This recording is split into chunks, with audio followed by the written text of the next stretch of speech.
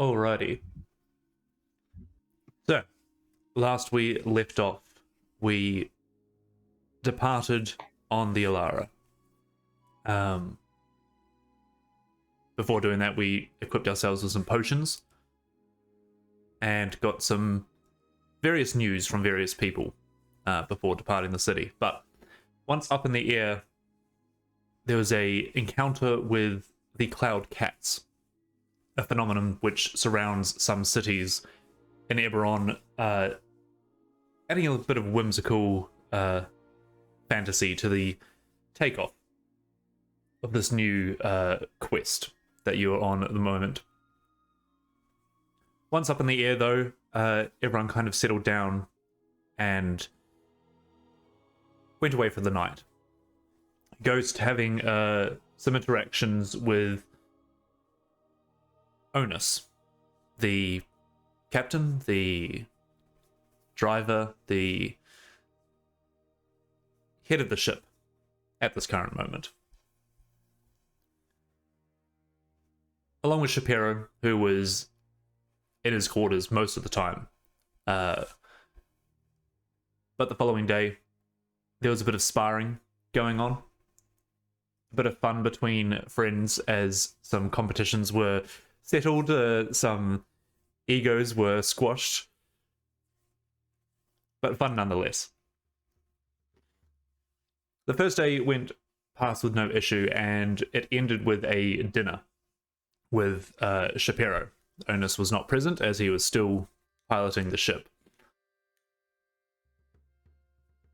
You got a little bit more information out of Shapiro, a bit of more clarity on what the plan is in Kabara. But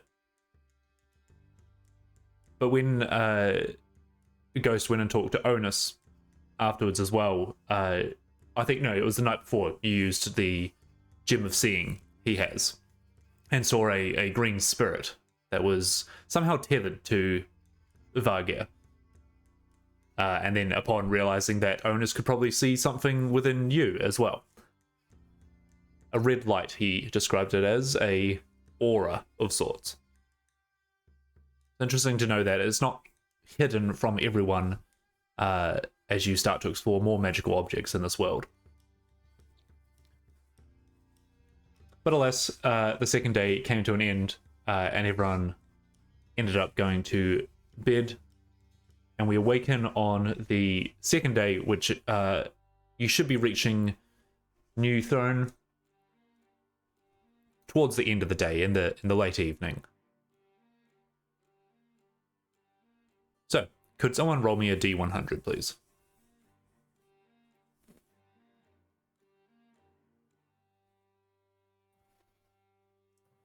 Someone got it? I think Michael does. That's bang on a 40. A 40. I'll bang you at 40.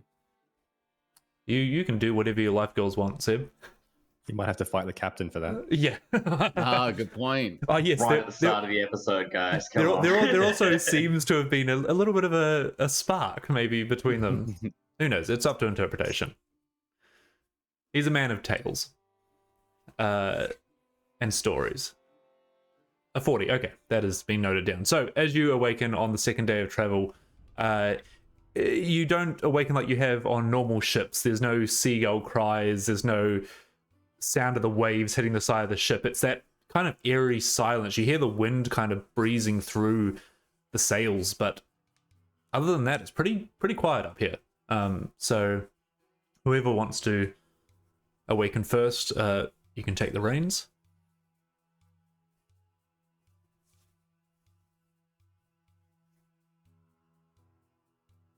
Don't everybody jump out at once. As they all have a sleep in.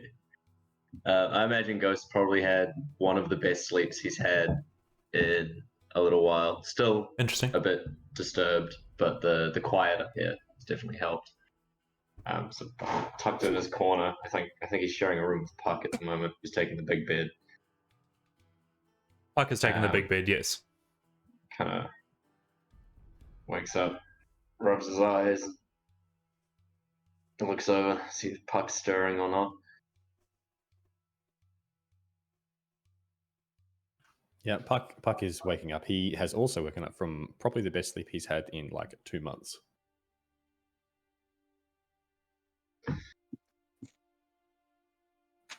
I never thought it'd be so comfortable up here. I think that sometimes sleep's got more to do with external factors.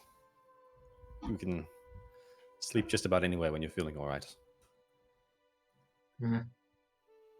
Wiser words are never spoken. Oh. Breakfast? Absolutely. Let's go. You go up to the deck, whether you pass by your other cabins or not. I'm assuming the doors are closed for now. You're assuming Vargir is somewhere with Obak, probably still sleeping in that pen up the front. And by no means is it uncomfortable, Vargir. You know, the floor is lined with hay, and curling up next to Obak, you know, he provides comfort as well. It is cool up here, but you can provide the warmth where you need to. But yes, as Ghost and Puck, you come up to the main deck. You do see Onus is up by the steering wheel, kind of just one hand on it. He's kind of standing off to the side, looking out through his lens. He moves down to you and then kind of removes the lens from his face and gives you a good morning nod. I don't understand how you don't sleep. Well, there's no time for that. I'm honestly jealous. I could get so much more done if I didn't have to shut eye every 8 hours. Yeah, well, you might learn one day. Gives you a grin. Morning, Puck. Good morning. I believe Shapiro has some food being sorted in his quarters. Have you tempted by that? Definitely. It's time for the most important meal. Some might say. Gives a bit of a chuckle and goes back to his looking out. They raise an eyebrow at him and then at Ghost. Most important meal is Something wine. Right about that guy.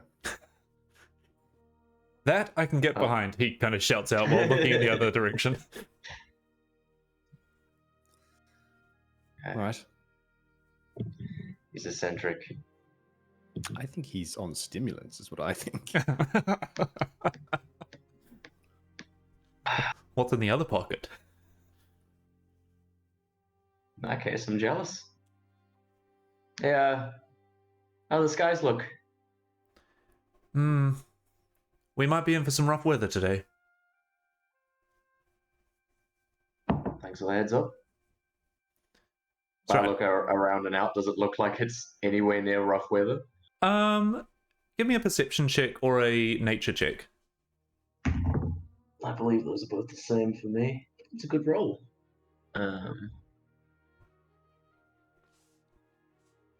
Nature. Oh, nature's actually better. 23. 23.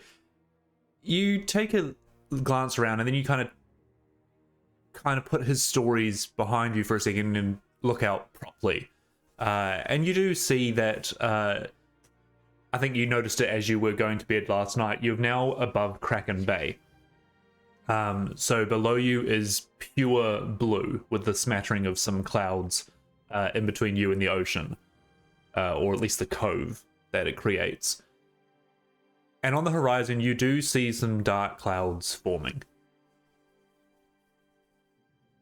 And as you see them, the wind kind of picks up a bit and dies. You know, you feel it kind of go through your hair, and it's that kind of that harsh little blast of wind. It's a little bit cold. Yeah. Oh. Not jealous of you being the captain, though. Nip off towards Shapiro's room. Nice. As you both go in there, the door's kind of already half open, and you can smell food, but it isn't a nice cooked bacon and eggs breakfast kind of smell. It's kind of just the warm bread smell. It's nice, but it's kind of missing that extra bit of flair. As you go in, and you can see that he is obviously been preparing some of the food that is again been in storage. And there's a couple of plates of different toasts with different toppings on it, some butters, some jams. Good morning. I was hoping to have this prepared by the time you all woke up, but first, early bird gets the worm, isn't it? And he turns around and offers you some toast that looks very dry. Early birds just have insomnia. That's not true. Start buttering a piece of toast. This was actually a sleep-in for us. Oh, wow. I could never be that productive. Kind of just grins and bears it. Well, one more day of travel, and then we should be in New Throne. Quite excited. I haven't been in a long, long time. You're not concerned that you might share the same fate that your colleague did? Well, nothing like a good morning conversation to talk about the death of a friend. I'm hoping that... be prepared. Oh, absolutely. You see, he's kind of like a little bit frazzled, but is now thinking logically about it. I hope that we can take a few more precautions this time, if that is the case. I think we went in very blind last time, and you had no idea what was going on. Artuno didn't realize he might have needed your protection as much as he did. But yes, I'm very aware, and I won't be gallivanting off by myself, or at least I hope I won't. New Throne I am excited about. The jungles I am not. So where actually are we meant to be heading once we get there? From our records, it is a day or two's travel north of New Throne.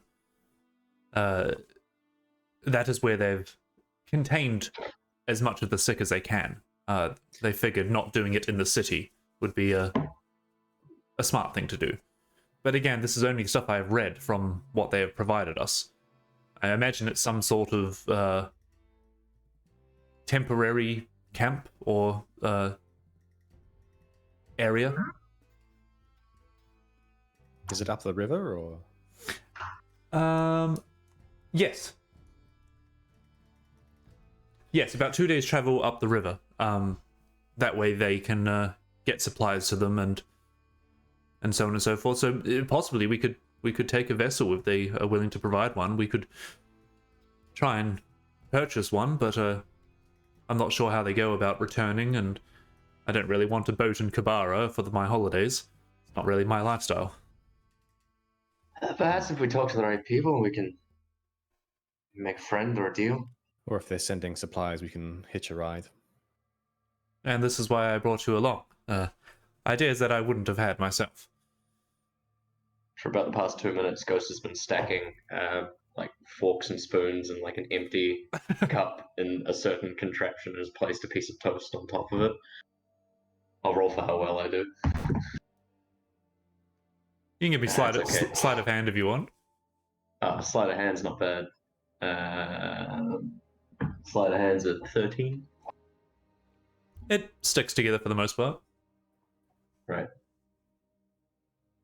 What is the contraption doing? Nothing until I slam my hand on top of it, and it launches a piece of toast across the room. But... Oh, sure. Puck is surreptitiously putting sprinkles of seasoning on his food. Nice. Tastes way better than just the dry, near burnt bread. But no, that sounds like a good plan. Get a boat, travel up river. At least then we've got a way back as well.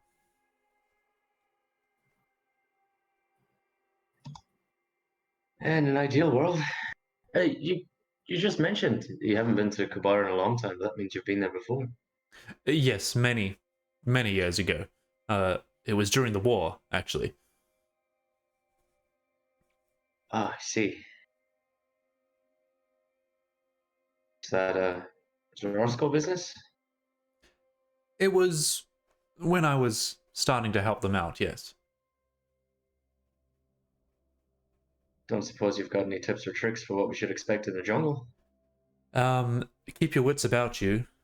don't touch anything that moves, and return home as soon as possible. Gives a kind of a nervous laugh. There is nothing good out there that can, well, the risk is way greater than the reward, I found. Right. Good to know. Strictly business then. Yes, and untamed wilds, in a way. What they have done with New Throne is quite magnificent. The defenses are incredible. But when you have great defenses, there's a reason for having them. Have you- So A wild place. Have either of you dealt with Dragonborn before? I've certainly met a handful of them. You can probably reiterate that they are very straight up, very... They don't like to flavor things, in a way. Be honest with them, and they'll be honest with you. sounds like my kind of people. I don't think that'll be a problem. Valgyra for might our have a group. challenge there. Yes, well... They're not easily offended, per se. But we just need to be careful on how we present ourselves. They're very guided Is by this working for you? their values. Yes, your looks are fine. I'm more meaning... don't worry. See, he's kind of like getting caught up in his own fretting about this place. But as you're having that conversation, the rest of you awaken from your cabins.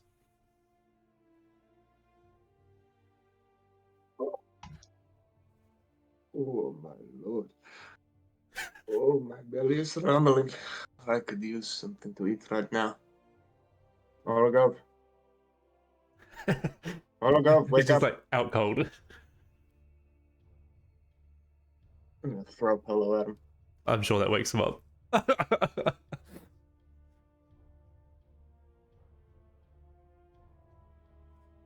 I'm up, I'm up, I'm up, I'm up. I know we don't have a lot we can do, but still no point sleeping throughout the whole day. Well, let's get some food in us and work out what our line of attack is when we get there. Sounds good to me.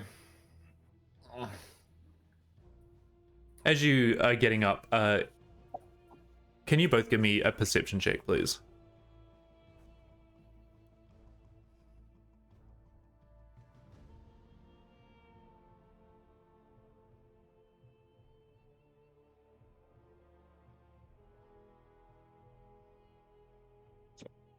Natural 1 for a 5. Natural 1 for a 5. That's all right, guys. I got this. It's a 7. It's a 7. All right. As you kind of wake up, you're still wiping the sleep out of your eye. Assumingly a good sleep for you guys as well. Having the noise kind of gone from your distracting your sleep. But you kind of get up to the main deck, and Onus, standing up by the wheel, gives you a bit of a salute. The others are in the Shapiro's quarters, having a bit of breakfast, if you so please to join. But good morning. Good morning. Morning, morning. Shall we then? We go find the others. Moving into the cabin, you meet with Puck and Ghost. Anything fast? As a piece of toast flies at you, Hera. And The jam just sticks to my face. So much for the famed reflexes. Pull it off and start eating it. nice. Where is Bargier? I think he might be having a sleep in. He seemed pretty comfy with Ovak last night. Puck pulls out his horn of silent alarm. Oh no. Shall we wake him up? Oh my god, please. I think it's actually a flute, but yeah, it's got a very piercing note straight to him. Sure. Varget, as you are beginning to wake up, you feel Obak at your back, and you feel almost the gravity-less vessel that you're on. It kind of just feels a little bit serene for a second. You notice the green tinges on your like peripheral, like like a vignette on a photo. Yeah. And you just feel comfortable being by yourself, but also knowing that your companions are so close by. And that's when a piercing flute noise. Yeah, Varga just startled as shit, just kind of like shakes up. Everything just kind of goes back to like solid 4K vision, like, and then He startles himself, wake up, and the rest of you from the room can just hear like these really loud footsteps, almost like a run, as the door like swings open, and then Varga's there. Like, what's going on? I should have saved the toast for that. From behind him, you hear a "Good morning, Varga." Yeah. Puck, I fucking hate you. Shapiro looks very startled. Mask of honesty. Just like, what? Do you want some breakfast? As I look at Hera's face, yep. Just seeing the jam, grab a piece of like toast, rip it, take the jam off Hera's fur, and then eat it. Nice. I will prepare him a little plate and sprinkle some actual seasoning on it, so it's pretty nice. Nice. Yeah, it is actually incredible. But yeah, this is maybe the best toast you've ever eaten. Once Puck has put this on, it is better than the biggest breakfast you've ever had at the fanciest inn you could think of. Shit. Okay. Is this seasoning just crack? Seasoning. That's copyrighted. We can't actually say that. I mean, I can. Yeah. It's catnip. Oh no! Don't say that. But no, it is actually surprisingly just really nice. As he's chewing, this is the best toast I've ever had in my life. Shapiro will kind of look up from some notes and, oh, well, I didn't put too much effort into it, but thank you. Seems quite chuffed with himself. Varga... Oh, go on. I want to say they might have some rough weather, so those of you with weak stomachs, prepare yourselves as best you can. Varga, in your awakened state, can you give me a perception check, please? Sure. That will be a 15. 15. 1. You kind of see this room. Everyone's kind of having a little bit of a laugh. And the relaxed state is definitely there, except you were like kind of hyper aware. You look around, you see, Puck playing the innocent, even though he's given you some delicious toast. Ghost is kind of rebuilding this fork contraption. It's exactly what I'm doing. Kira's kind of like trying to lick off the jam from the side of her face. But you do notice something a bit strange. Molokov's arm, just on the back of it, seems to be showing off some lights and flicking around a bit. Yeah, I'm going to be staring at it for quite a while. Look up at Molokov. Molokov.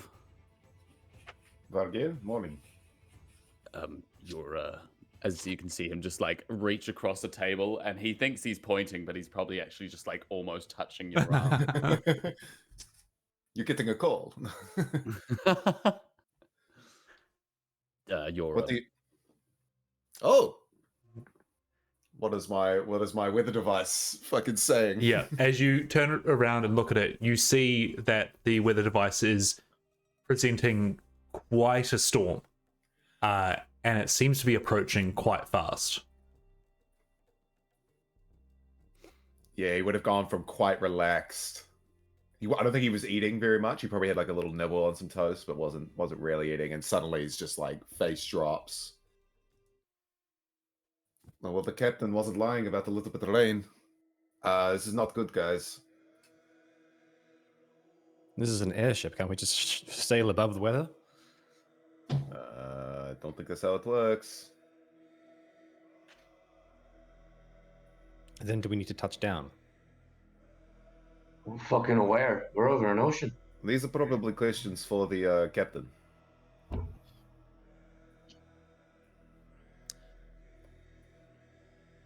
Okay, as I'll walk out the door.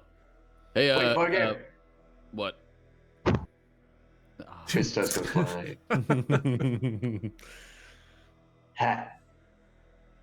Takes it off. Captain. Well, as you walk outside, you already walking off. feel the spitting of this weather as you see that those dark clouds have started to surround the ship. And you turn around as you come out from underneath. Almost it's like this the steering wheel and Shapiro's quarters, main deck, and then you guys are like at the front of the ship. Come out, you turn around, and Onus has taken on a very much more serious look as he is looking out in front, and he has both hands on the wheel. He looks down at you. Varga, good morning. Morning. There's questions about whether we can fly above the storm or land somewhere. You see him look out over the horizon as these dark clouds are kind of starting to swirl around you.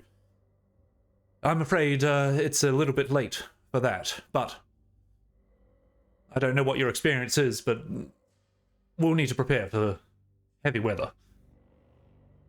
Okay, what can we do? A multitude of things. Batten anything down, make sure nothing slides around. Check on your animals as well. It's the sails that we need to take care of, though. All right, as I'll head back in, we need to make sure everything's pinned down. Keep an eye on the animals. The sails were the most important, apparently. Let's get to Yeah. But we need to Captain move Vargir. now. You see Shapiro look up, who also hasn't really been touching the toast as well, Molokov. Good thing we brought you on board. I'll check if there's anything I can do as well. You see him like go to the side and like pick out a coat and put it on, just like not a raincoat, but like a heavy weather coat. So, is there anything you guys would like to do to prepare for this incoming storm? I think the first thing Varga will do is probably head to the heaviest thing, which would probably be the sails. Yep. Are they like free flowing sails? They're like, if this is the ship, there's 3 masts, 1, 2, 3. Yeah. And there's like 2 smaller ones and then 1 big one in the middle. Sure. And there's a rope or something to be able to move.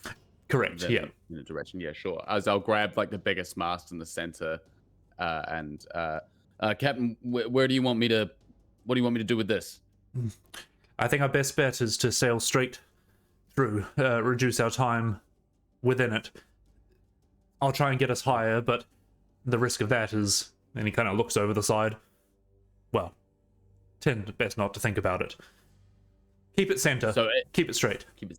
Sure. Okay. As I'll kind of like wrap the rope around my arm and just like kind of brace myself. Sure. Holding it. As you do, you feel the wisps of wind coming through now, and as soon as you kind of get your handhold into the sail, you do realize that it's quite a big sail, and the wind plus whatever magic is driving this airship, it's going to take a lot to try and center this while you're doing it.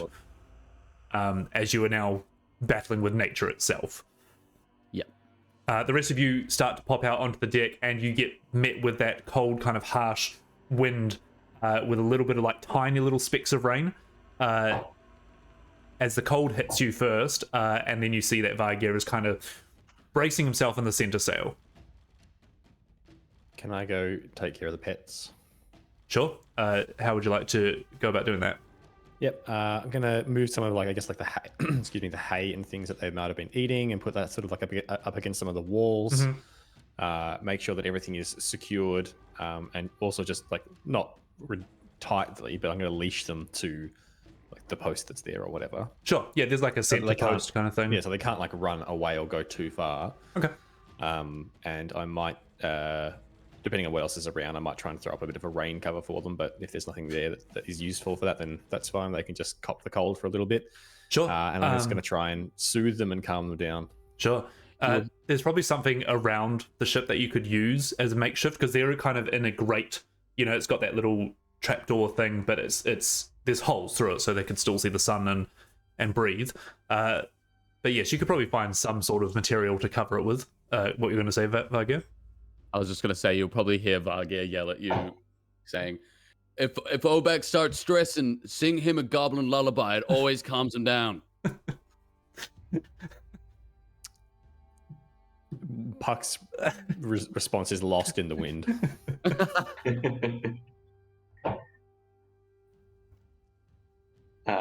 Ghost is gonna run down because there's also a storage holes just where we're holding food items and that sort of thing. Yep. He'll try and find something akin to a net, or quickly tie one out of some ropes and kind of toss it over the lot of whatever storage items are down there to kind of keep them all together Sure. in a pile. And he's going to run back to his room, grab the blanket that he had, and quickly like cloak pin it around his neck with a little makeshift hood. Run back out onto the deck, pull out the rope of entanglement, and walk up to Vargir. All right, we got this, buddy. Straight through, yeah? Yeah, keep it center. All right, let's see if it cooperates. Wah! And I'll lash the rope to the pivot point of the sail, I guess, and to the mast, and then tie the other end around myself and kind of brace at the back with Vargir.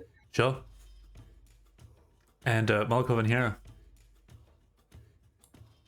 I think much the same as these. So I'm familiarizing myself with all of the ropes that actually do control, that you know, are designed to control the sails. Yep. And I'm trying to just make sure I know which one needs to be pulled where, and I just so when shit starts to happen, I kind of am trying to know where to go to be like, okay, I need to pull on this one here if we're drifting left, and as you kind of like asking the captain questions and identify each rope and what it does, you feel the ship, and all of you feel it kind of like do that.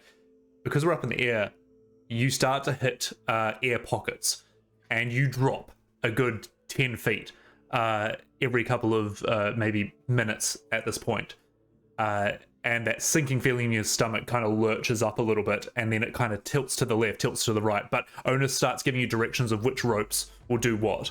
And now the rain starts going a little bit more horizontal, and you've lost all vision 30 feet away from the ship, as the dark clouds are pretty much around you now. Hera, what are you doing?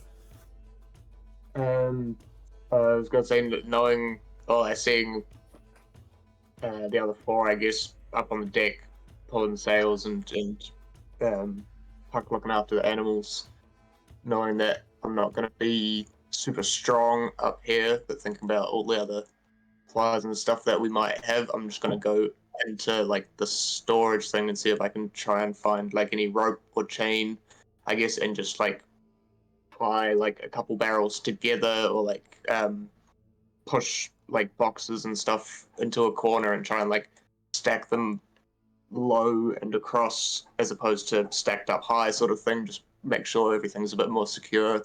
And there might be like potions and stuff as well, that more fragile things that Shapiro will be bringing. Probably double check with Shapiro, like if there's anything that is fragile content that he needs us to make secure, sort of thing. For sure. Okay, can you give me a perception check as you're kind of going through these, or investigation actually, as you're going through these boxes?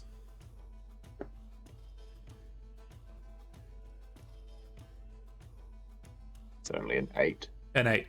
As you kind of like look through them quickly, you don't really take in what the contents of the boxes are, but you are right. There's some vials. There's some ones with, you know, rugs and blankets and stuff. There's some rations and food, but nothing kind of stands out to you as particularly important because there are no labels on these boxes.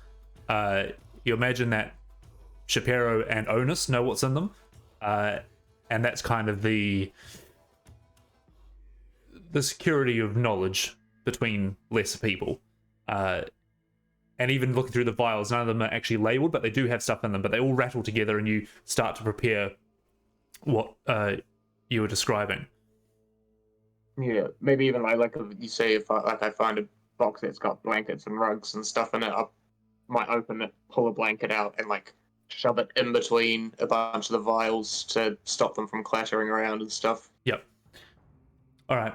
As you all kind of start moving to the stations, and Onus has got both hands on the wheel as he's trying to steer this thing, as the storm has now hit in quite full force. The wind is blowing horizontal across the front of the ship, and the sails start flapping in all directions and even going inverted sometimes, and you feel the ship kind of drag a little bit.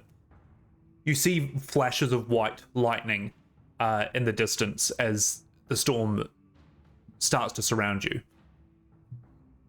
Onus shouts out that he is going to push the ship forward through the storm, but he needs everyone to work together as he starts yelling out directions, but it starts to get lost within the howl and the thrashing of the rain on the ship. At this moment, you can't actually see Shapiro. You're not sure what he has gone to do. He would have described to you, Hera, that yes, there are some important things in storage, but then he has run straight back to his cabin. Was the last that you saw him. Maybe assuming that there is stuff in there as well that he wants to protect. What I'm going to need is a skill challenge from each of you. Because you have pre-prepared from Molokov's Druidcraft, you need 3 successes rather than 5. But if you hit 5 non-successes, there may be consequences. So, as the ship piles into the storm, you are able to describe, you can continue doing what you were doing, but you need to give me what skill check you would like to do. And by doing that, I will set the DC. So, you can try and intimidate the sails, but it's going to be a DC of like 100. Or practically impossible. So I guess we will go around in order. So Molokov. Right.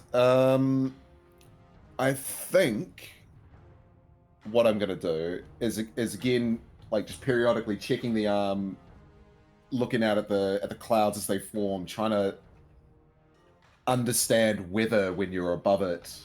But I'm gonna try and use my knowledge of nature and give that. I know we said run it straight, but give that slight adjustment to avoid that air pocket, so we don't drop that 10 feet, or we, just keep us going that little bit. Do those slight adjustments left and right, and hopefully avoid some of the worst parts. Okay. By reading your arm as well and using your knowledge of nature, there are 2 rolls you can make here. You can go a DC 20 with advantage, or a DC 15 with a straight roll. Oh. I think I'm going to go for the straight roll. Okay. Let's go with nature. Come on. That'll do. That's a 16. 16. As you're going through, you keep reading your arm and running to the other side of the ship and pulling the rope and then retying the knot, and you look out ahead and you see it goes dark grey pocket, and you rip out this rope, not even untying it, you just rip it out, and the ship tilts and goes around this air pocket, and although it throws everyone, you realize that you have not dropped about 60 feet. As you kind of swing the airship around, and Onus struggles with the wheel until he sees what you're doing and then flicks it as well, as everyone kind of feels that tilt of the ship before it restabilizes again. So that is 1 success. Ghost. I think this ties in nicely. Lashed to the center mast, I know Vargir is bracing it, but I'm going to stick. I'll pull out one of my tools and attach a canister to the back of it, stick it in my mouth, and kind of use the rope that I'm lashed to and the lurching of the ship to kind of swing up to where the edges of the sails are, and just anything that looks like it's becoming loose or untied, or if a rope snaps, I'm gonna jump in and use the mending spell essentially, whilst getting tossed around to try and lash these points back together and to keep them strong and stable.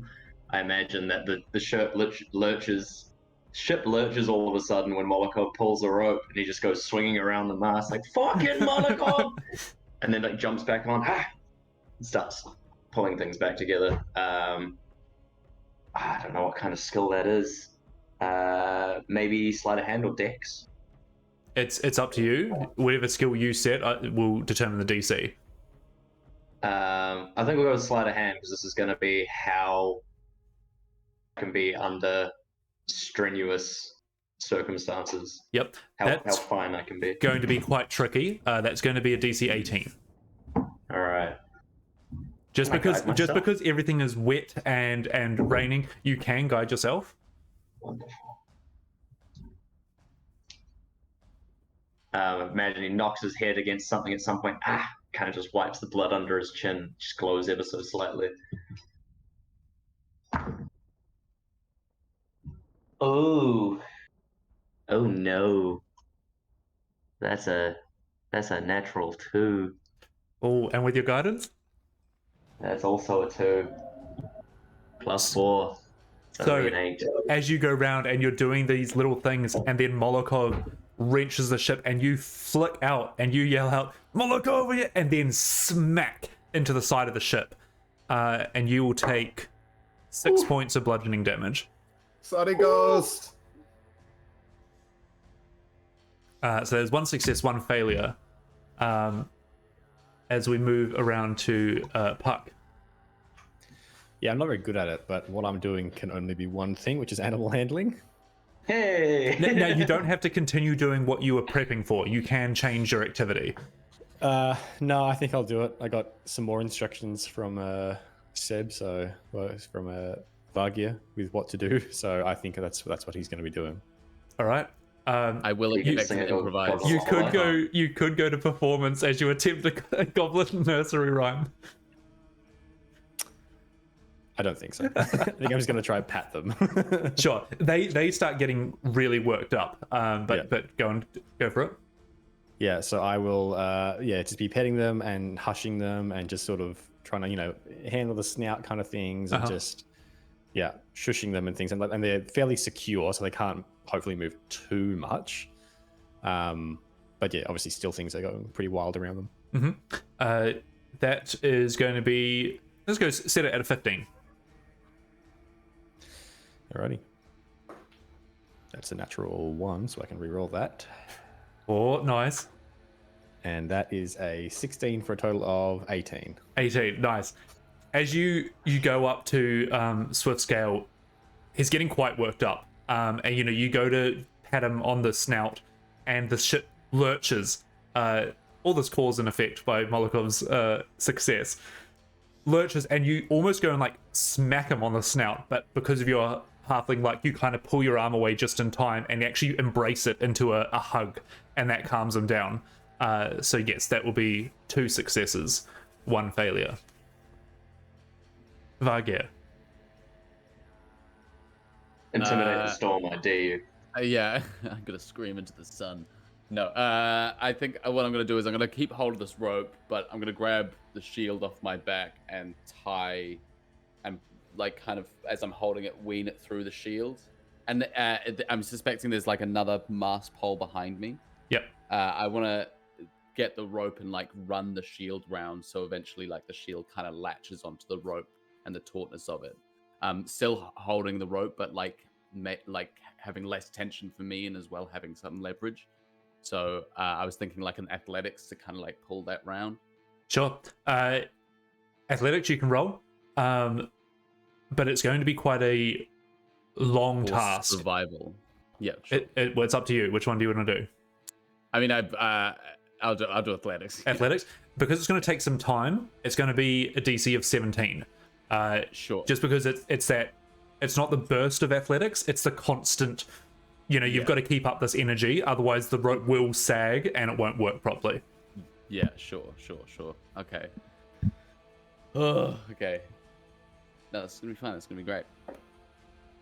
Okay, that's a 6 plus 5, so it's a 11. An 11. As you kind of wrap your shield round, and every now and then it kind of drops a bit, and so you got to start again. And then once you finally get it taut, you pull it and realize that it's actually been caught round your leg, and you kind of like trip yourself. Sorry, I'll go for a D4. But you get 4 damage of rope burn. Sure. Oh, fuck. Untie it. And as you do, you see the sails kind of stop being centered, and they all kind of turn different ways, and the ship kind of starts rocking quite violently. Sure. 2 successes, 2 fails. Hero. Okay, so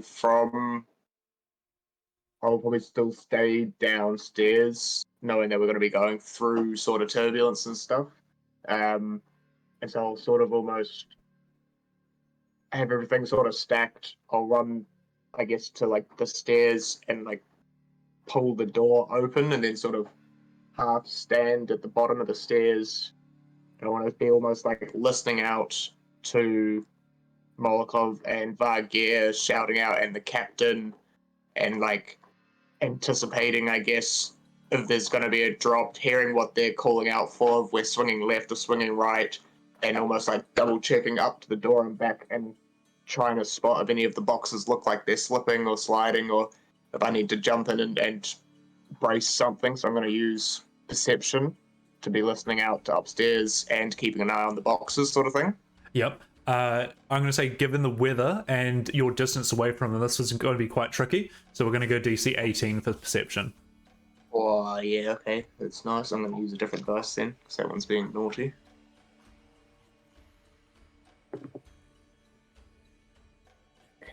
It's a 14. A 14.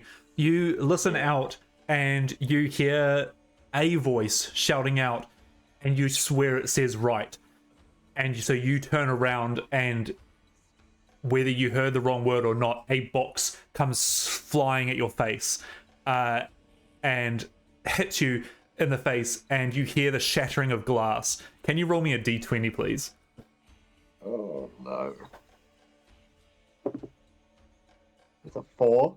A 4. Okay. As this glass shatters over you, you feel it in your fur, and you kind of wipe it out from your face as you feel all your shoulders start aching, as you've had a potion of growth being spilt on you, and you will grow to a large size in this room.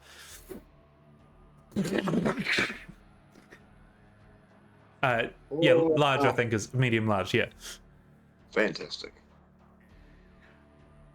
That is 2 successes and 4 failures, I believe.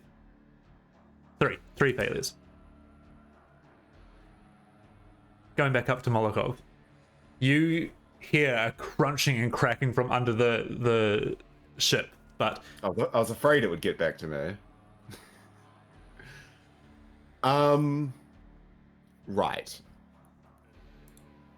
Give me just 2 seconds. Yep. Okay, I do have.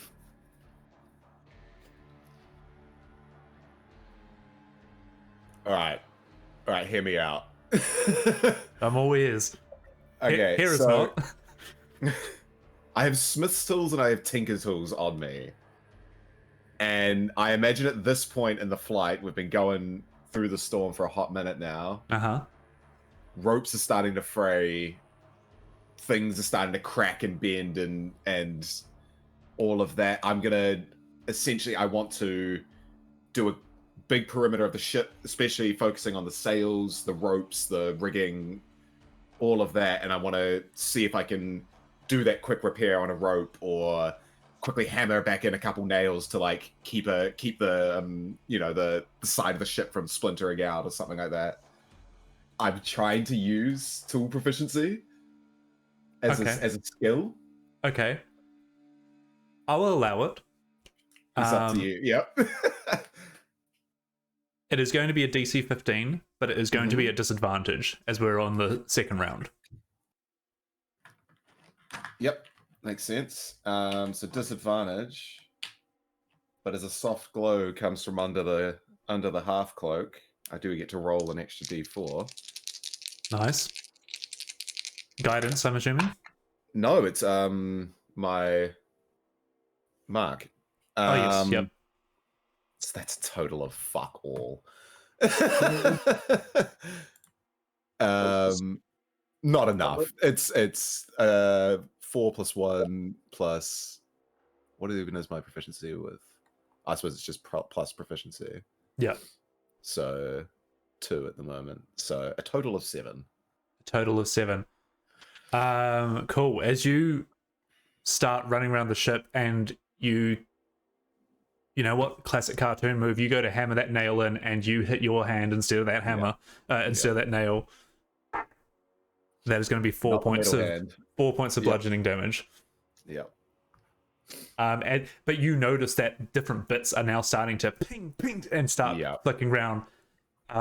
Onus pulls the ship back, and he is, keep it together, guys. We're almost through. Ghost. Remembering this roll will be at disadvantage. Yep. I have a dumb idea. So remind me how airships work. There's a blue dragon shard somewhere in like an engine room. Yep, I'll say it's next to like Shapiro's cabin or Shapiro and Onus's cabin. So and it's not big on this ship. It's not a room. It'd be like a electrical closet kind of thing. Like it's in there. It's connected to the ship. The magic of it works somehow. But this thing that's about torso height and a shard of blue is what is giving the ship the essence of elementals, the essence of fire elementals, and air elementals and stuff like that to keep it running. Yep. So I'll yell out to Onus. Whoa. Do you think a burst of speed will get us through? You do not hear his response. Great! And I'll run down towards the engine closet, slapping against the walls as I do, and I'll try and brace myself as I get there, and I'm going to pull out the channeling device that we had used to send the sending spell from the other dragon shard. I'm using my Arcana abilities here, and I'm going to see if I can use my knowledge to jerry-rig this so that then I can pump it full of some spell energy just to kind of overclock it that little bit. I don't have a lot of spell energy, but I'm hoping that little bit will give us enough of just kind of a boost to push us through. But it really comes down to whether I can figure out a good way to attach this without ruining the integrity of the ship itself.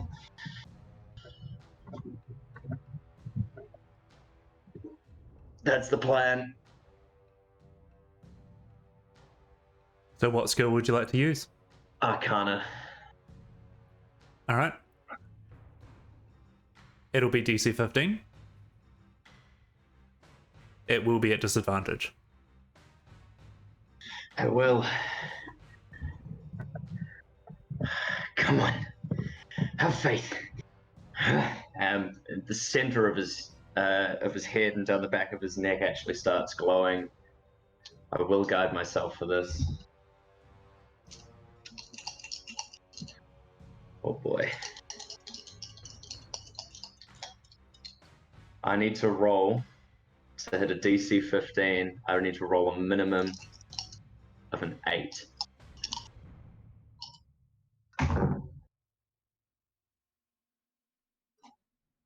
That's a 10 on the dice, plus 6. plus guidance.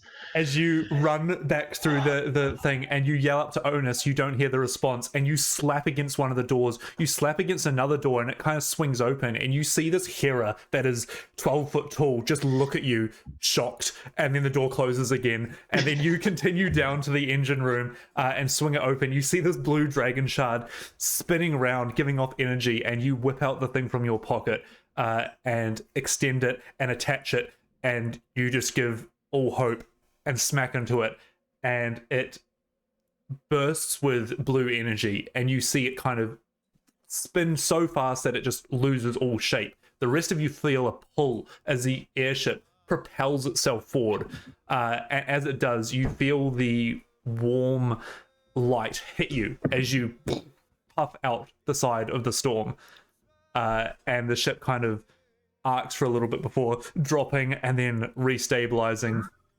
The sails kind of ease up, the wind drops down, and you realize that the ship starts to slow right down as it doesn't stop in the air, but this exert of energy ghost has now caused it to just drop to about like a quarter speed as everything kind of lurches forward a little bit, and you feel the calm wind as you kind of look behind you and you see this big wall of dark grey clouds with lightning through it. Probably suspecting that lightning might have been hitting the ship pretty soon, but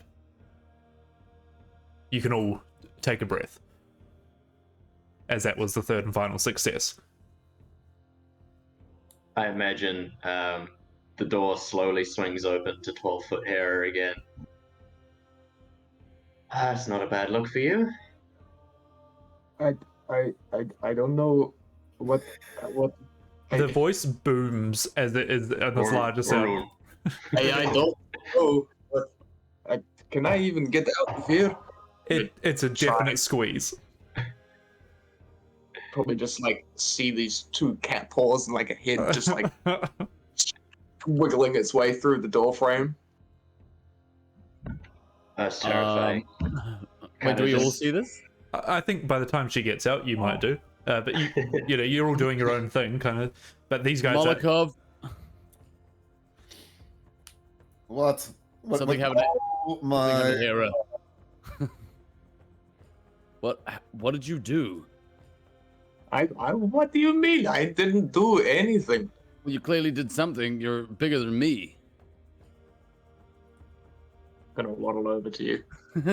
Just like a little chuffed. and it is quite a difference moving at this size. And as you do, you see Hera just kind of. It doesn't shake the ship, but it's almost that your mind kind of plays into it.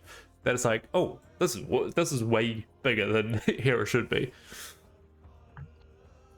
Look over the edge of the boat. Look back to Vargir. It's quite a nice view from up here. Yeah, it is now. As I'll notice, like a big kind of, maybe like a bruising from the Yeah, from under the the thing. eyes, starting to swell up. Yeah. There's still a little bit of glass in my fur. You were right. Yeah, I'll pick out a little piece of the glass. You okay? I think I took a potion to the face. Right. You just got jealous that we had a sparring session and you didn't. Yes, well, something like that. Where is Shapiro? How long am I going to be like this? Actually, that's a good point. Did anyone see Shapiro went? I'm assuming most of you are back on board in the center of the ship now. He went to his office. Right. Someone maybe want to grab him, see if he knows anything about what we can do about Hera. Striking Yeah. as the most arcane person, but yeah, sure. Oh, I'll head over. Sure. The door is closed. Knock on it. Oh, are we safe? Well, the ship's stopped shaking, so I'd say so. Okay, 2 seconds. Listen very carefully to what's going on inside that room. Oh, sure. Give me investigation or perception. Probably perception. Yep. Okay, nat 20. Ooh, 24. Nat 20. You and your nat 20s. I know. Are you even using different dice today? One second. You put your head up against the door and listen, and you hear the... You know when you reach descriptions where you know the sound but you can't describe it? You hear the thudoof of a rug being flicked out and laid back on the ground. And then footsteps come over to you, and you hear the lock actually unlock, and he opens the door. Oh, thank goodness. That was very intense. Is everyone okay? Is anyone hurt? Everyone's pretty much all right. There's a bit of rope burn and things, but Hera is big, and I'm gonna try and look past him and see if I can see like the blanket or whatever. Sure. It's his normal office. He's got his desk there, and it's kind of got like a rug under it. You know, it's half under the desk, half out. It was always there. Like you remember it from your other interactions going into the room. Yep. Like a lap rug kind of thing.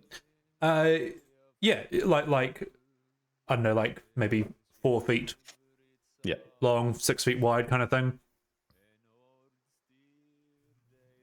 Cool. Yes, Hera is big. I don't really know what happened. I was at the other end of the ship, but He looks confused for a second and then goes, "Oh, she was down." And then kind of comes out to the center of the ship and looks up at Hera. "Oh my, what happened?" I just appreciate the music going on right now. Sounds like Hera singing on the top of the ship. yeah. Well, I mean, I was trying to keep everything secure downstairs, and well, Molokov said right, and then I'm pretty sure we went left. And next thing I knew, the room was half the size. But I thought the whole ship had shrunk or something. I don't even. Well, that would have been bad for all of us. Here, let me. And he kind of like comes up to you and starts picking up pieces of glass and looking at them. Gives it a sniff. Gives it a taste. Yes. Potion of growth, or you're meant to take a swig. Maybe not the whole thing at once. Onus, what's our estimated time of arrival? And you see Otis like just become a bit more relaxed, and he looks a little bit confused as he's kind of playing with a couple of levers and stuff, and he goes, "Well, it appears we're traveling at a bit of a slower speed than we anticipated, but we should definitely be there just post nightfall." Right, okay. Well, he kind of like looks at you again here. He's moving around and like lifts your arm up. We might be lucky. Usually this lasts about an hour or so, but it seems that you've contained it for a bit longer than that. As to not draw attention to ourselves when we land, maybe we keep you on the ship until we've all got back to our original selves.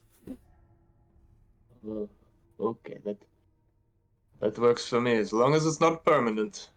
Oh, no, it won't be permanent. He kind of... No, of course, no, it won't be permanent.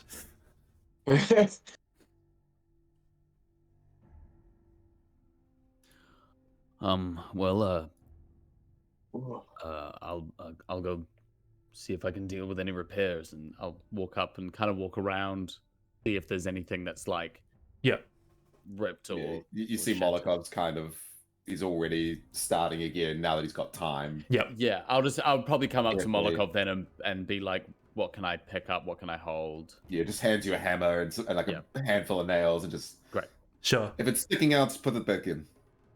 Okay. Very Molokov style of, it doesn't have to go back where it was, just put it back. No, and you kind of give me a intelligence check, Molokov. You don't think Varga is intelligent enough to do an intelligence check? Is that You what's can going on? you can make the roll. Just a check? Mm-hmm. It's a 15. Kind of observing the damage. It's not necessarily damage, it's wear and tear at this point. But with the tools you have on board, you can probably get it back to a suitable state. but you do know that it's going to need some serious attention. And you're probably Sure, actually thank you, counting Marco. your lucky stars as well that you're not actually moving at full speed, because they're not hanging on by a thread by any means, but a slow trip could be beneficial to the state of the ship. Yeah, like a gust of wind here might snap that rope, and Not even a strong- gust. It would have to be pretty strong, but Right. you're wanting to play it on the safe side, especially at this height. Yeah. So Moliko's just going through, putting things together, casting mending on the sails. Yep. Putting together, essentially just closing up any gaps and Yep.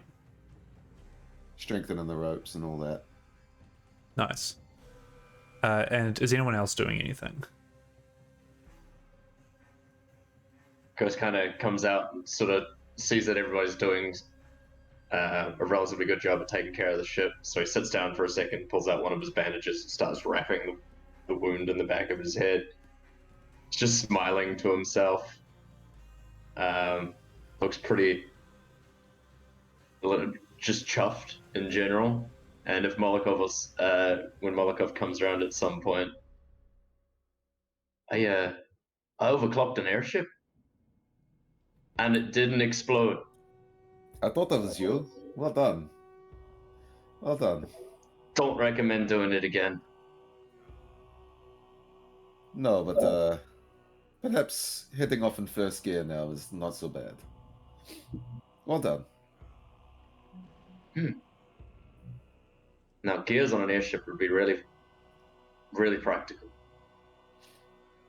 Yeah, I don't really know how that would work.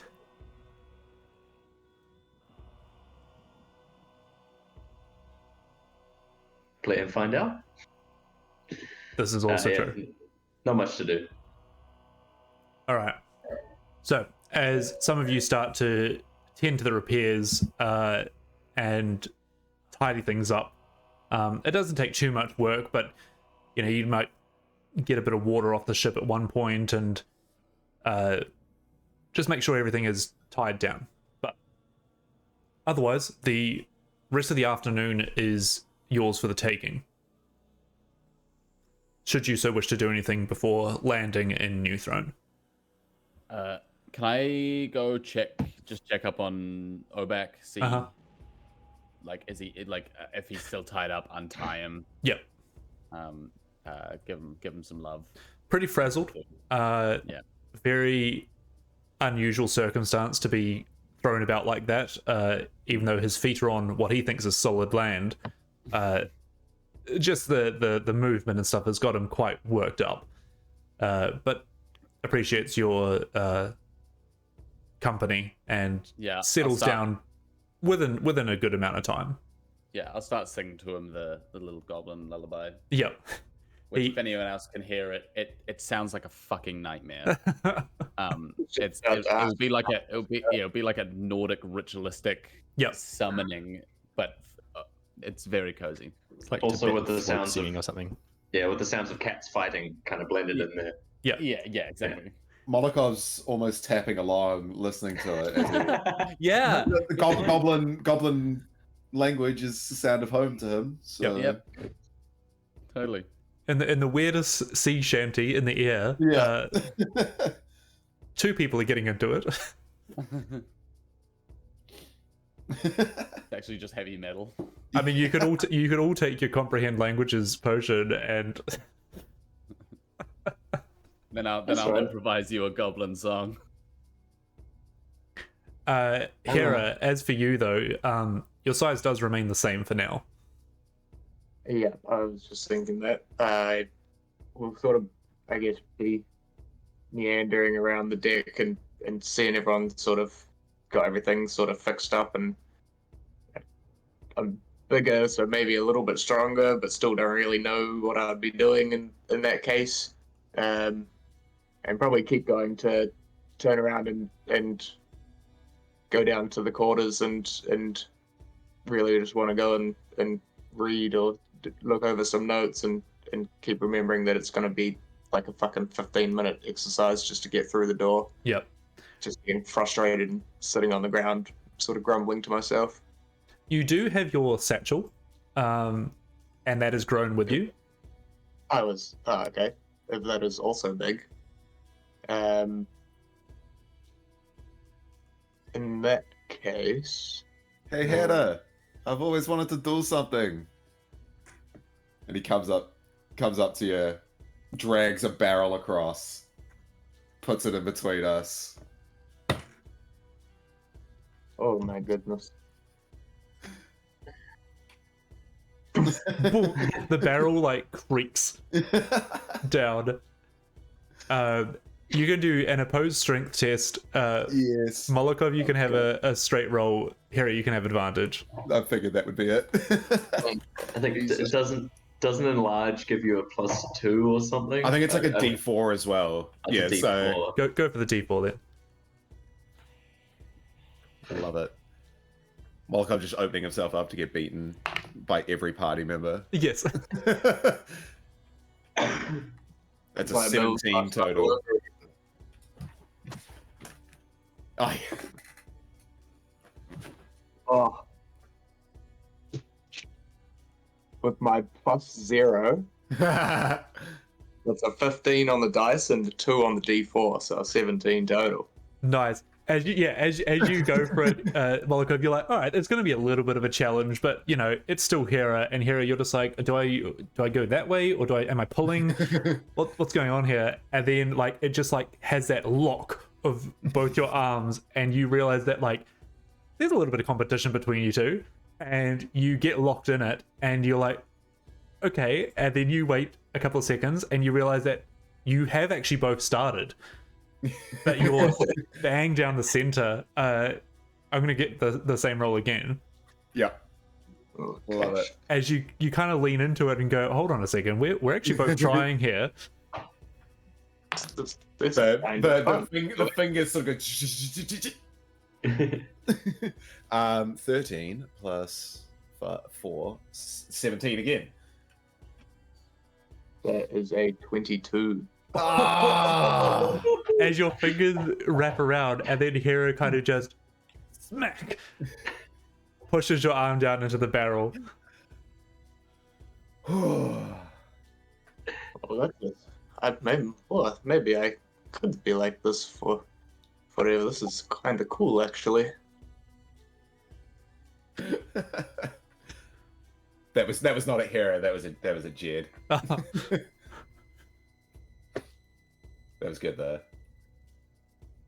Okay. All right. I'll give you that one. But yes, Harry, you do notice that most of your satchel and your equipment and stuff has grown with you as well. Okay. In that case, then, I think I actually would like to do something. Or I imagine it being like the satchel has grown, and then you pull out a spell or something, and it's half enlarged, or like the title is in small font, but the text is in big font. No, I don't think I will do anything just yet. I think because it only lasts for 8 hours. So I will think about things. But no, I'll probably still just sort of dawdle around the deck. I might go sit where Obek and that are, because I know that the grate is big enough for me to get into there. Yep. Kind of like hop down these 3 beasts in this pen.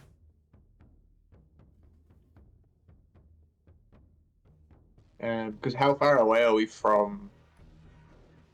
So it's like the afternoon, You. and because of the speed you're going, you're probably going to arrive halfway through the night, kind of thing. Okay. Okay. No, that's cool. I'll meander about for the rest of the trip, waiting for myself to return to my normal size. Sure. And anyone else there? Oh yeah, Ghost. I'm gonna make sure our supplies are all good. Restock some things. I'll meander down there. Sure. It's a bit of a mess in there. You can tell that there is stuff that has slid around because of the boat. There is stuff that has been pushed off to the wall because of Hera. It's a bit of a mess, yeah. So I'll start pulling things down and restacking things and just opening crates to make sure that nothing's like shattered or broken. But I'm also having a snoop Sure. to see what it is we're actually bringing. For sure. Give me an investigation check.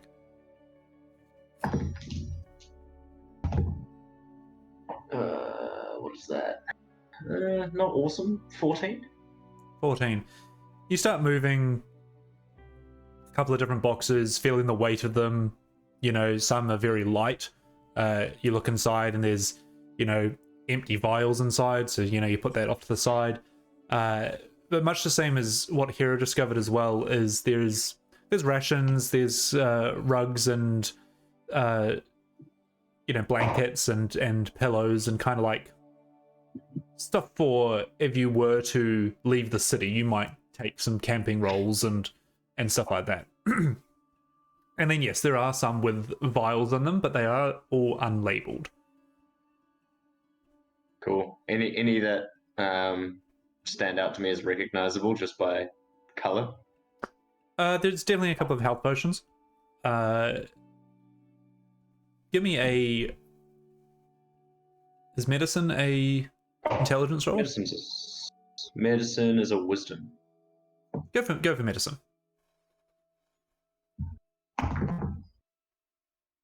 11. Probably other than the health ones, they're just standard ones. They seem pretty straightforward. Maybe a couple of, you know, cure poison or, you know, a couple of hit points or something like that. That kind of vibe. Yeah, cool. Potion to cure disease or something like that. Yeah. Yep, all good. We'll just keep stacking those things for a while. And once it's all sorted, we'll come back up to the main deck. We'll probably, I imagine I find some food and rations and that sort of thing while I'm doing it. So I'll find just like a piece of bread or something. Yep. And maybe some jam. Smother that on and go back up to the deck and go up to Onus. Snack? Oh, thank you. I hadn't thought about that. He kind of takes it off you. Clearly not. That was quite a ride. As I told you, there were some definite fun stories to be had up in the air. Your definition of fun is starting to scare me. Oh, well, fun for some, scary for others. I can't say I didn't enjoy myself though. It was a good time. Rubs the back of his bleeding head. Yep. And that's the catch, is now you get to tell anyone that wasn't here what happened. You mean about the great angry thundercats of Kraken Bay? He just gives you a smile like that's exactly what he meant. That's quite a story to tell. Sorry about the engine, too. I was wondering what happened there. What did you do? I've never seen or felt an airship move that fast before. Well, we had a run-in on our last job with Jurassico.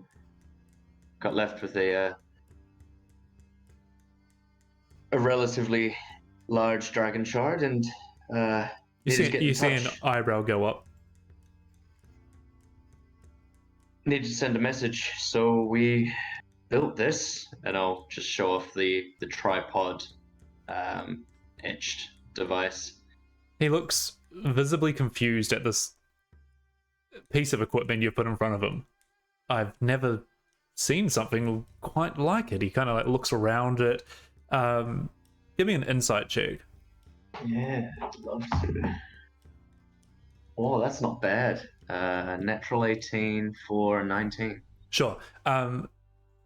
He is genuinely interested, but he does not understand how this thing works. Well, we used it once to channel here is airing, which sends shortwave messages. You see another Amplified it with a dragon shard, eyebrow go up. and managed to send a message all the way back to Staraloska. How peculiar. That's quite a distance. Was indeed. I didn't really know what was going to happen when I channeled it into the ship's engine, so I'm glad it all worked out for the best. He kind of gives a lean back and like, okay, a man of risks. As calculated as they can be. Well, as long as you don't break the ship that I'm flying, then you're more than welcome to try anything. Kind of looks off for a second, eyes go a little wide, comes back to regular gaze. Sure. Man of risks, right? Gives a nod, puts the piece of toast on the banister, and goes, well, shouldn't be too long now. You looking forward to this new throne? You seemed quite interested in its goings about and its workings.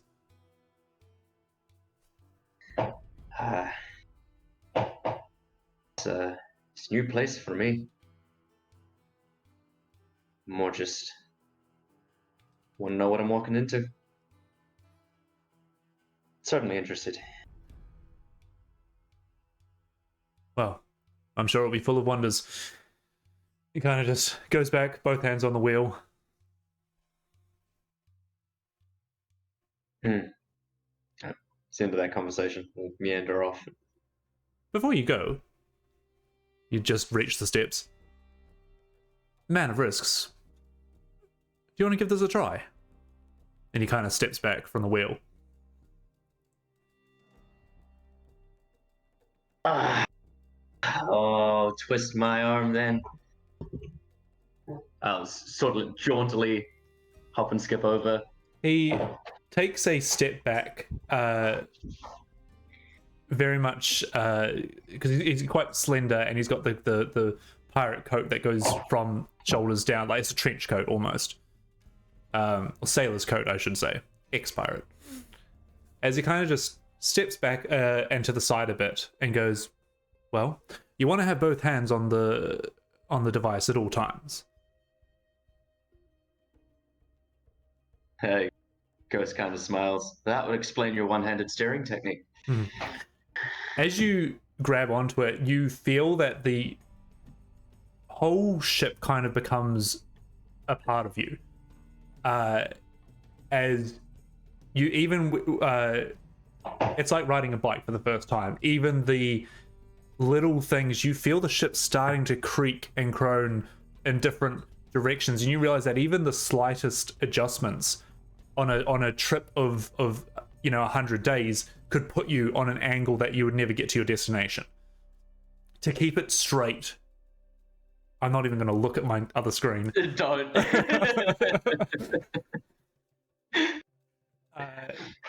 To keep it straight, you have to be very precise, and even if you nudge it to the left, Seb's just lost it, or the right, you would have to correct it to come back.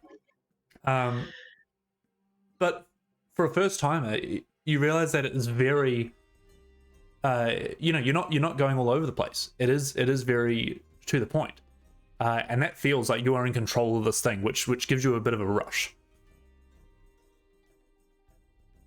Whoa. This makes a lot of sense now. Yes, and unlike vehicles on the land, try some different directions as you kind of like lean forward again, only a couple of millimeters, and you feel the ship starting to dip, and then you kind of pull it back, and you feel it starting to rise a little bit, and you realize that the scope of this thing can move. We're broken set. Yeah, there's 100 different directions that this thing could go, but again, you seem to be taking great control of it. The ship hasn't flipped in one way or gone in a different direction. it is very stable at the moment.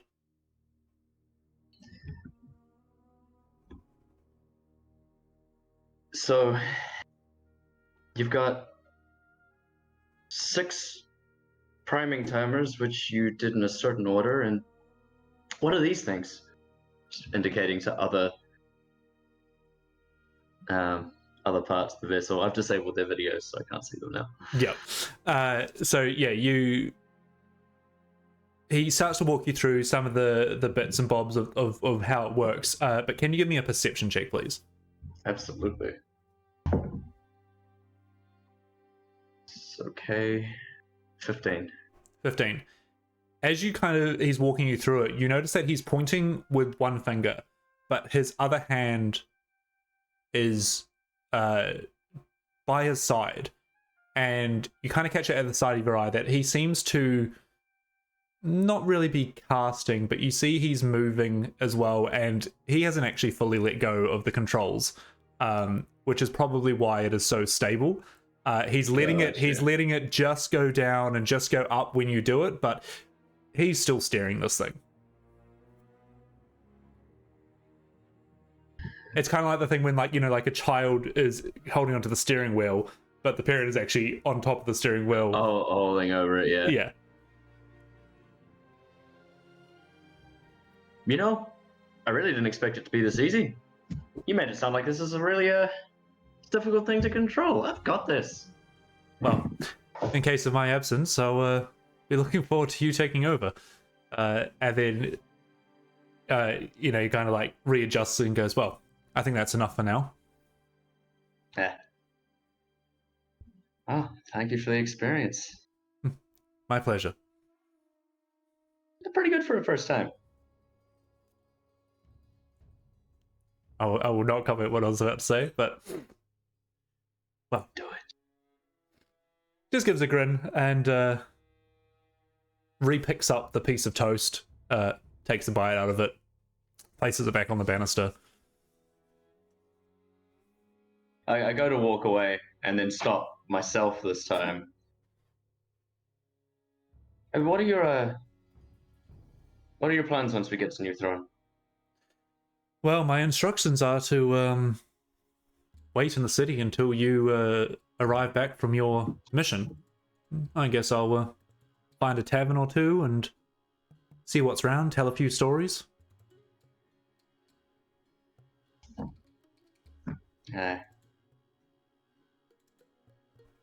I know you're paid to do a certain job, but I don't suppose if I needed to call on you for a favor, you'd be willing to help out? It depends on the favor. Maybe come along to a meeting, take a look at some people. He kind of stops looking out ahead and turns to you. He's genuinely interested now. A meeting? With who? Depends on who we find. I just like to know who I'm really talking to. Oh, not a bad quality. Maybe you could borrow... He pulls out the lens.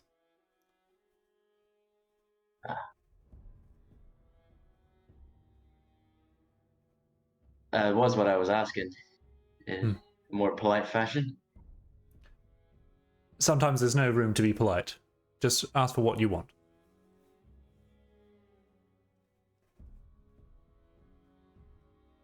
That's probably good advice coming into New Throne.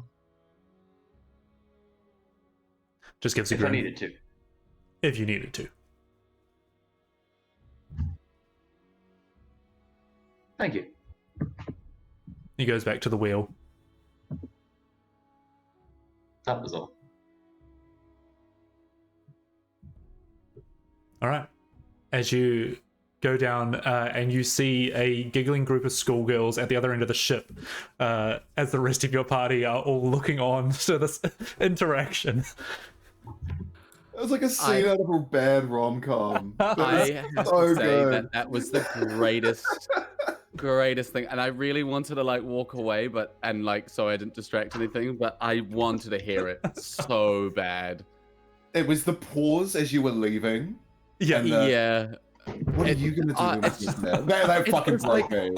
It's no, the line that broke me was like, now make sure you have two hands on the wheels at all time, and then Mum like, It explains your that must one-handed explain steering your technique. one-handed technique. It's like, fuck, man. And then every little you push it a little bit and it starts to rise and Oh, Yeah, God. can you yeah. tug on it? No, left and right. It was just comedy gold. It was Brilliant. you couldn't write that. Brilliant. That was too good. That is now immortalized on the internet forever. It sure is. Yeah. But Ghost, you finish your interaction and are brought I back. finish? You are brought back to reality by your whole body just Hero just like resting up against a mast. Like, what the frick is going on here? 2 men if we take 5. I just kind of Oh dear. Yes, we can quickly do that, but I do need to be done in an hour, remember? Yeah, sweet. So alright, we'll do quick 5 and then come back. Don't worry, Vargia. He was actually in control the whole time.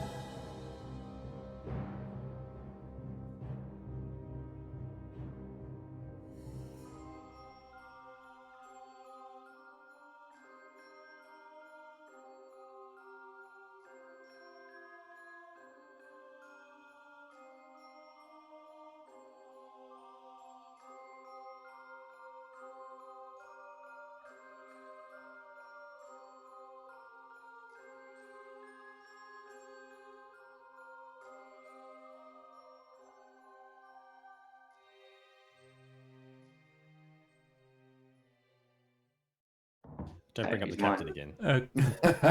Look, there's no more conversations with the captain. no Michael, more you have been conversations. barred. He can do whatever he wants. All right. I wouldn't say can't- what I was going to say.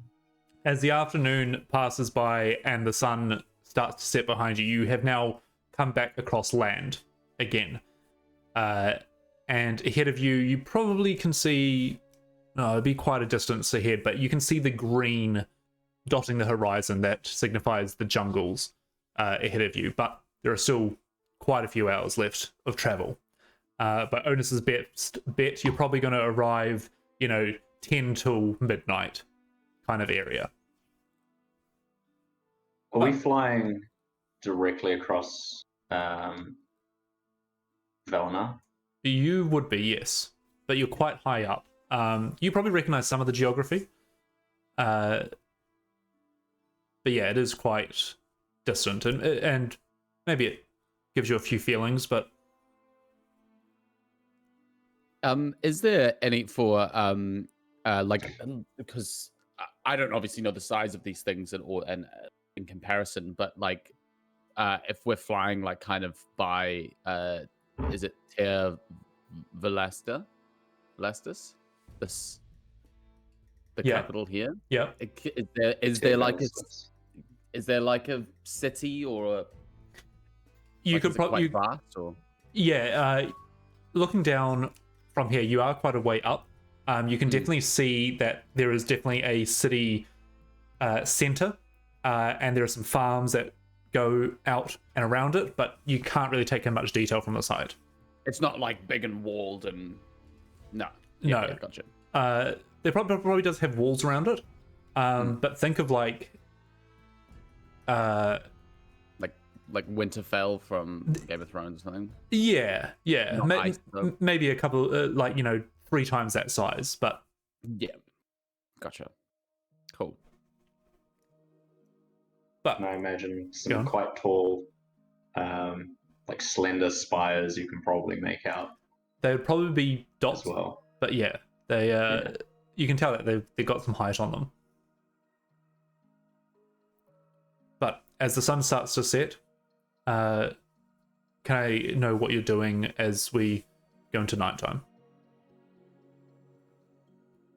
We're going to be landing shortly, right? Or 4 or 5 hours. 4 or 5 hours. Yeah. So A midnight arrival. yeah. Maybe I'll probably see if I can get like an hour or two nap in. Okay. Just as I did take a tiny bit of damage from that encounter, but otherwise probably just like start getting my shit ready, Sure. make sure Obak's all happy and fine, and probably Alright. checking up on Swift scale Yep. sometimes as well. You go back to the pen and you can do a short rest if you would like. Sure. Anyone else wanting to do anything? Am I still big? I was gonna say At the moment you are, yes. Yes. Okay. Where did Vargir go to sleep? By the animals. In the animals, yeah. Mm. I mean, it's not Yeah. comfortable there. No, that's cool. It's just probably the only space that I can fit. I just love the idea of Hera going, well, that's where big people sleep, so I guess I will too. Yeah.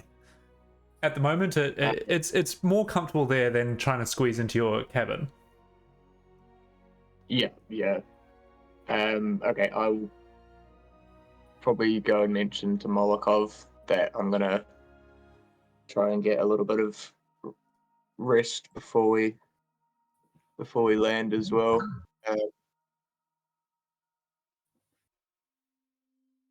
But I think I'm gonna go into the animal area, Mm-hmm. sort of like tuck myself in, facing the other way. Probably lie there for like half an hour, 40 minutes, with my eyes closed, and then double check that Vargir's asleep. Before sort of sitting myself up, waiting for it to. Puck, are you going to be in there as Yeah. well? I am definitely incredibly interested in what the two cats are doing. Like Puck has kind of been keeping an eye, corner of an eye out most of the day on what they've been doing. Sure. Because he still feels like there's a lot about them that hasn't been revealed. Yeah, hair is big. Hair is big, hard to hide. But he'll just be sort of he is watching before you say what you're going to do, just so you're aware. Like he's not being super subtle about it, but he's not like standing in front of you staring at you. But he's going to be on deck, like looking around. In that case, can I maybe roll like a perception check to see if I notice that Puck is keeping an eye on me? Sure.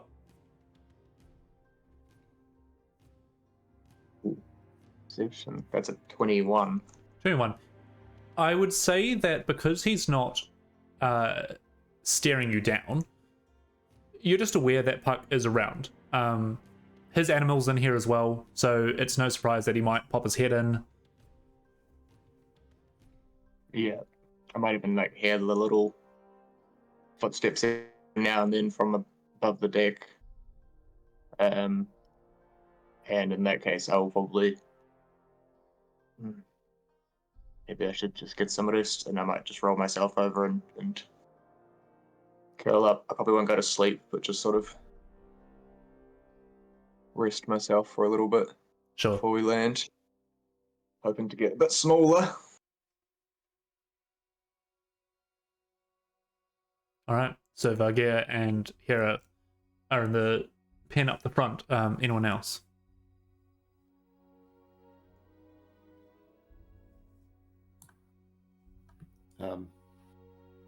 So I think before the sunset, as we're sort of like traveling across the water and the bays there, would have had a little moment to himself out on the starboard side of the ship, just looking south.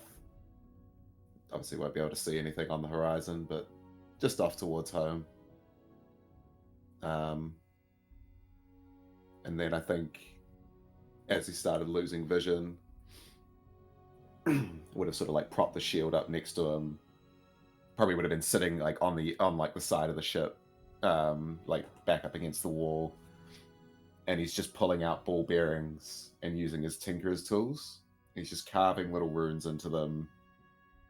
Some of them, different types. Some of them glow in different ways, and it sort of looks at it and throws it over the edge and starts on a new one. And Sure. he seems to be doing something with these ball bearings. Interesting. And you're doing that on deck? Just on deck, yep. And like, as I say, like the odd one, he'll be like, ah, shit. Yep. Throw it over the edge. And So Puck, you probably notices. Yeah, I think Puck's also kind of having a few moments to himself, just sort of looking out north, out towards the Talenta Plains. Just looking at the really vast flat plain area that's there. Yep. But yeah, he'll notice maybe a few ball bearings go flying past where he is, and he'll turn around. What are you doing? Do you know how much that could hurt someone if it fell from this height? are we not still over water? No. Whoops.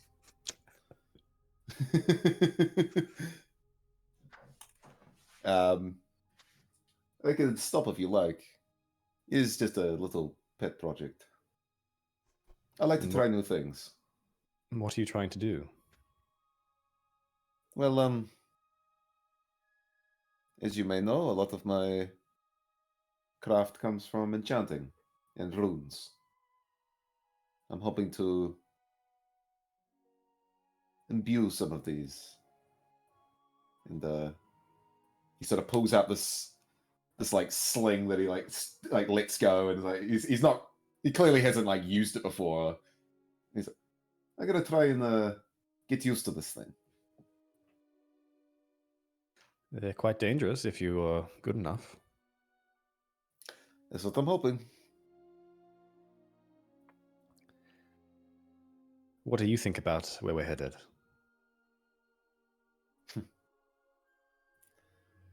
I don't really know. I suppose if we can survive a week in the mists, or however long we did, jungle should be no problem. Yes. Hopefully. What are you hoping to get out of it personally? Personally, sort of probably takes a deep breath on that.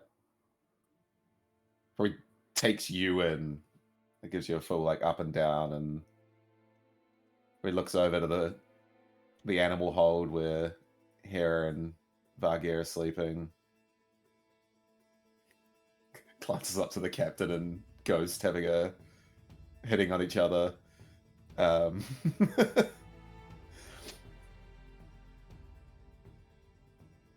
You know,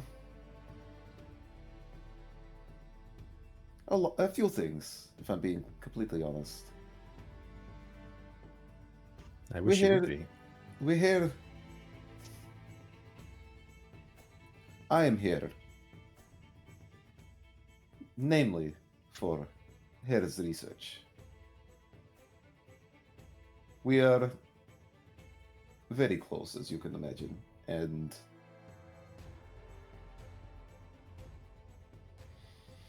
my joining the school was not so much about the pursuit of knowledge as it was for Hera. The school offers me protection.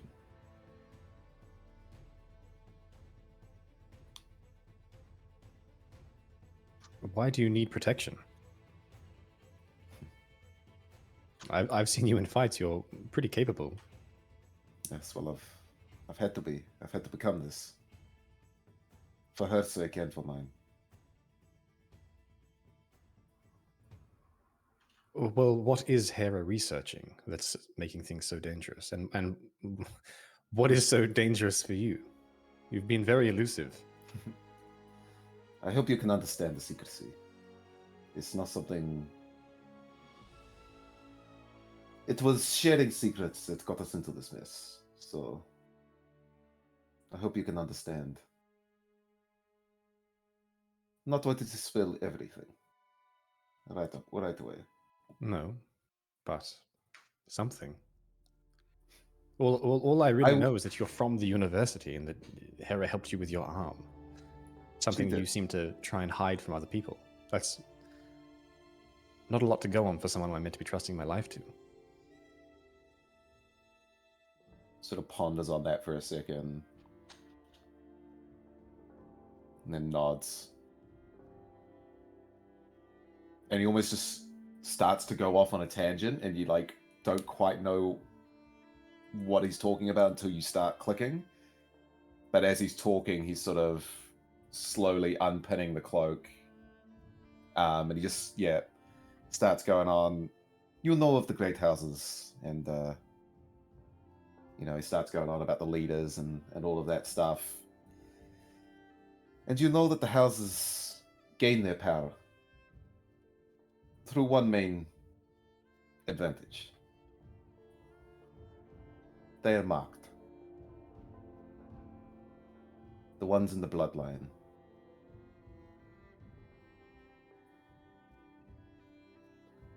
I don't understand how. I don't understand why. But he sort of hesitates before taking off the shoulder pad. I bear the mark of House Kenneth.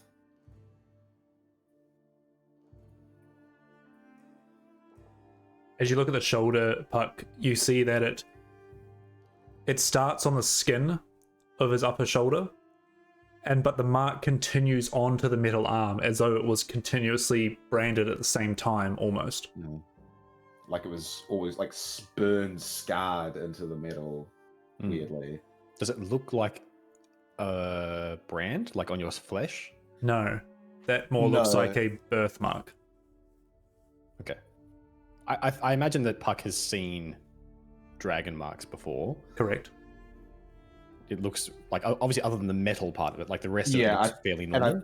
I think the main thing with where it spreads onto the metal is as much as it can on metal, it looks like looks almost painful, you know. It look like it's a proper scar that's formed this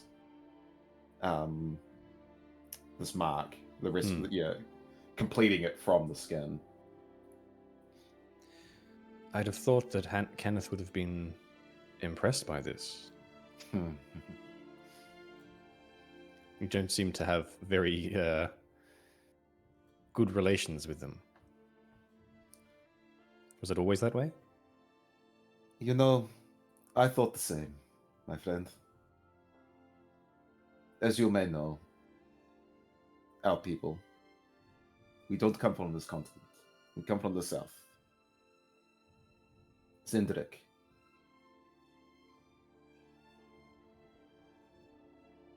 I worked with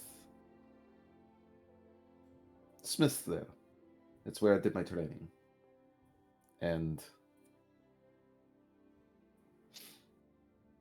all the while, I focused on the power of marks and runes and enchantments. Because I was born with this. And I always knew it was something. I was never ashamed of it. It always seemed to help, if I'm being honest. But one day, I found a rune that matched it. And it was a Maker's Mark. And it led me here. Well, it led me to Shan. And it was in Shan that I thought I would be able to ingratiate myself with House Kenneth. As you can imagine, I share a lot of their goals and ambition and drive for creation. I thought it was a perfect fit from all I had heard. But I guess all I had heard was from before the war ended. Before the house was broken.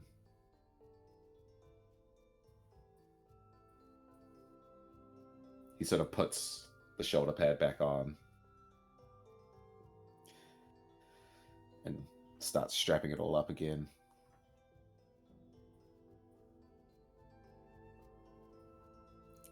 I tried to make contact. I showed them the mark. I did not think it would be a problem. Did you have the like knot at your arm at the time? No. And again, he sort of pauses, thinks about how much to tell you. I think being up in the air and the surroundings as well probably plays into that opening up a bit more as well.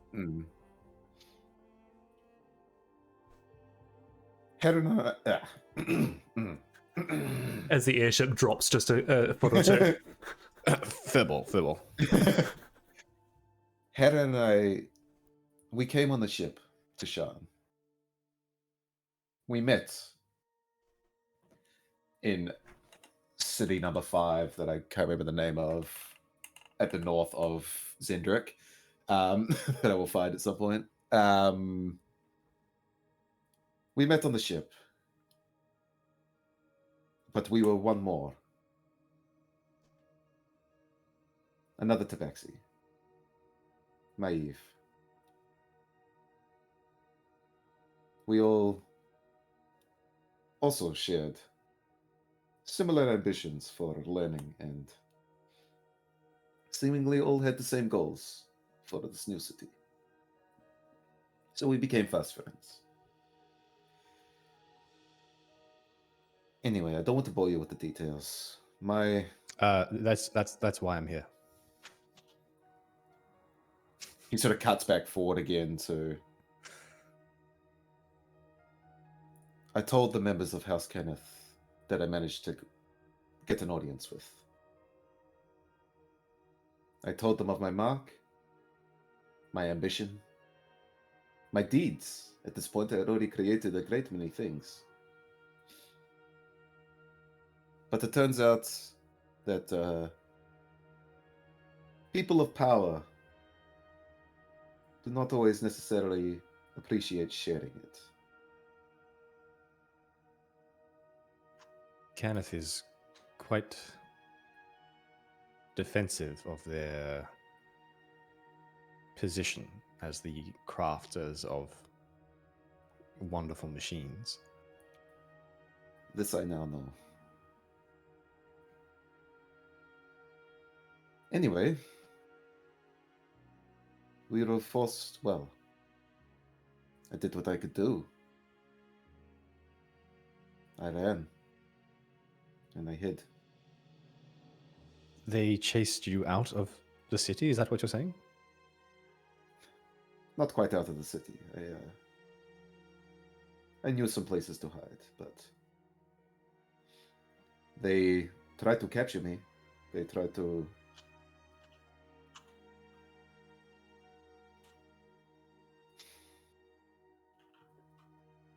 They came looking for me, where we all lived.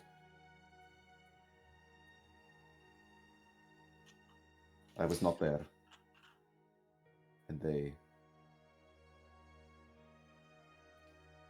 got Maeve.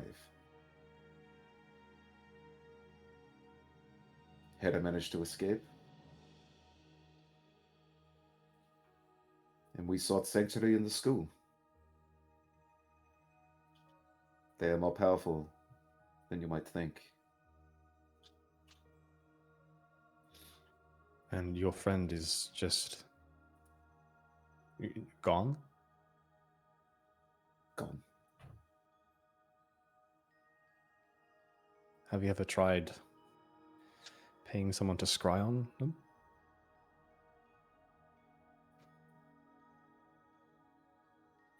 I imagine... I'm just trying to, as the end, think of whether or not he's done that.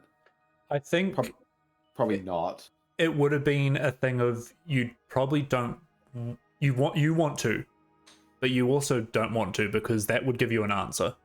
Yeah.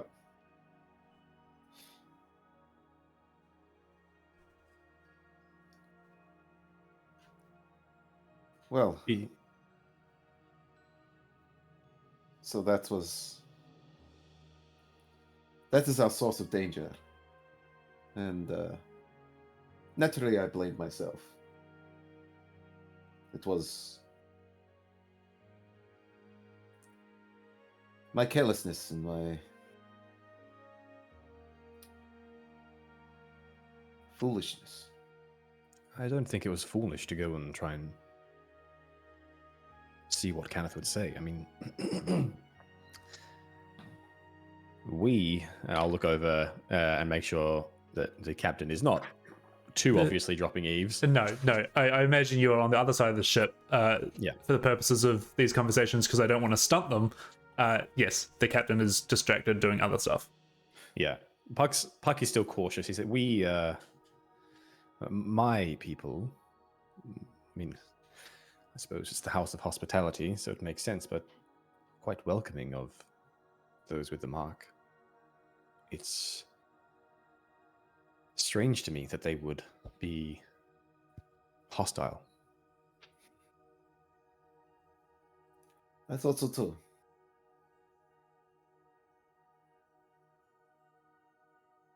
But here we are. As you can imagine, well, maybe you've guessed by now, I tried to get rid of it. I thought it might help.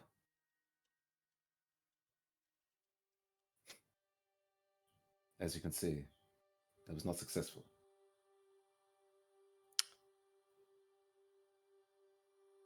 Right.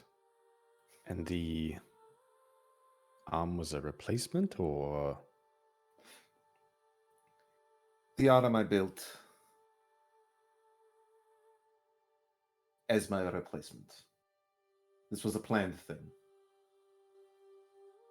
Me and Hera built it together using resources, both honorably and unhonorably obtained.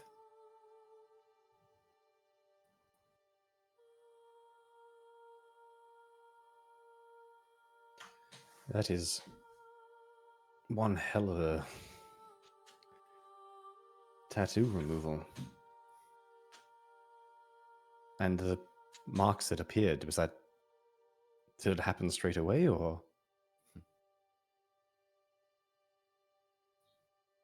It was supposed to be painless.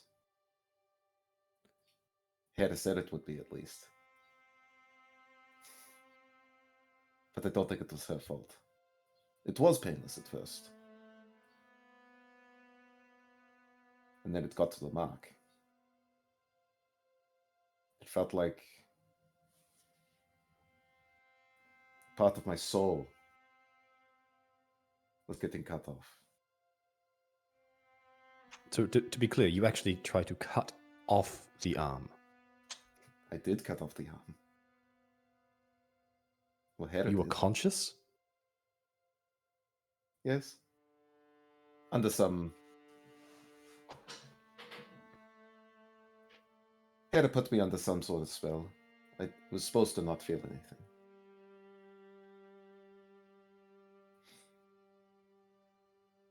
It did not work. I passed out from the pain, in fact. Hera managed to attach the arm, and by the time I awoke, the mark had returned. It's a very strange situation you find yourself in. There are those who would kill for a mark. You're right. That sentence probably hits a bit hard, Markov.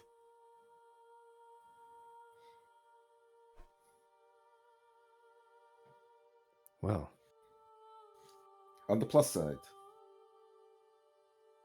this arm wouldn't be what it is without that mark.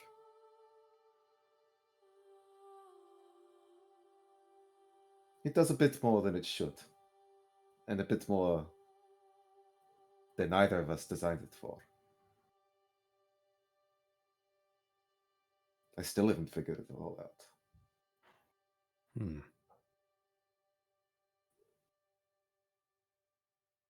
So do you still feel like you're on the run?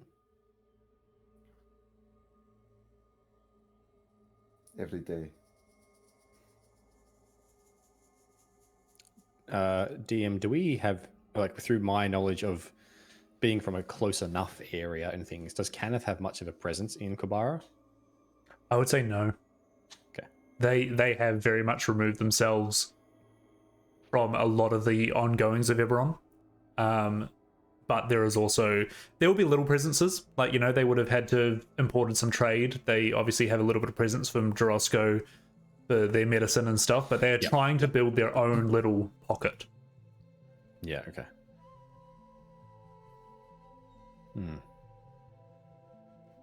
But travel is free for anyone around the whole continent, There might be people that represent Kenneth there, for sure. Yeah, but it's not like an enclave. Yeah, okay. No. Well, it's not honestly the story I was expecting to hear, but it does make sense. It's why I thought I should clear it up. I feel like your imagination was starting to go a little wild. Well, to be honest, it's not been on my mind for a little while, but some other weights have been lifted from me. That's good. To put a little bit more weight on your shoulders, I have no fucking idea what Hera's up to. I never do. You asked me earlier, what is she working on? I have no idea.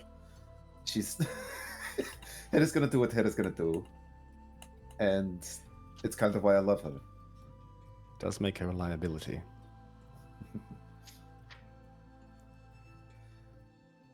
She has a way of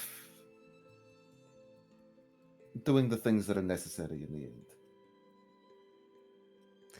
I've seen the two of you try and sacrifice for one another a few times now. I just hope we can make sure that's not necessary. And if you're up for it, maybe one day I can help you with your friend, the missing one.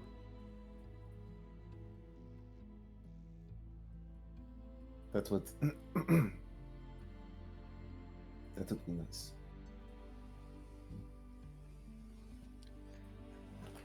Well, better get some rest before we touch down. Don't want to start off exhausted before we go wandering into a jungle in a strange city.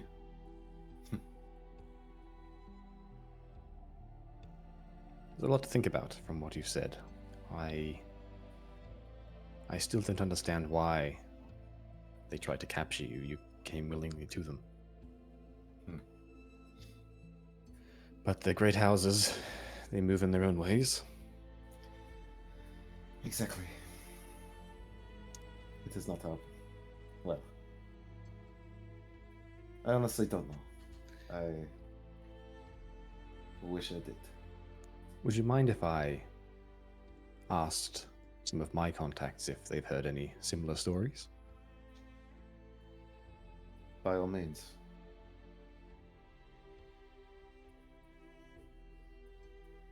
Well, I'm pretty tired now. I might turn in. Hopefully, there's not too much reminiscence for you to get some rest. Appreciate it. As you hope kind of... you, Oh, go on.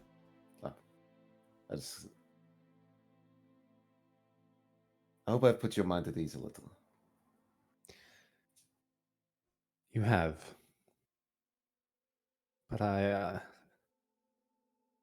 It's unfortunate that your mark is in such an obvious spot. Now you know why I have to hide such distinct features. I try not to show off the arm. It is very... It's a mark in its own. A tabaxi with a mechanical arm. Well, it certainly makes you distinctive. A lot of my training was about becoming a grey man. Someone that doesn't really stick out too much. It's a bit hard to do that with your arm.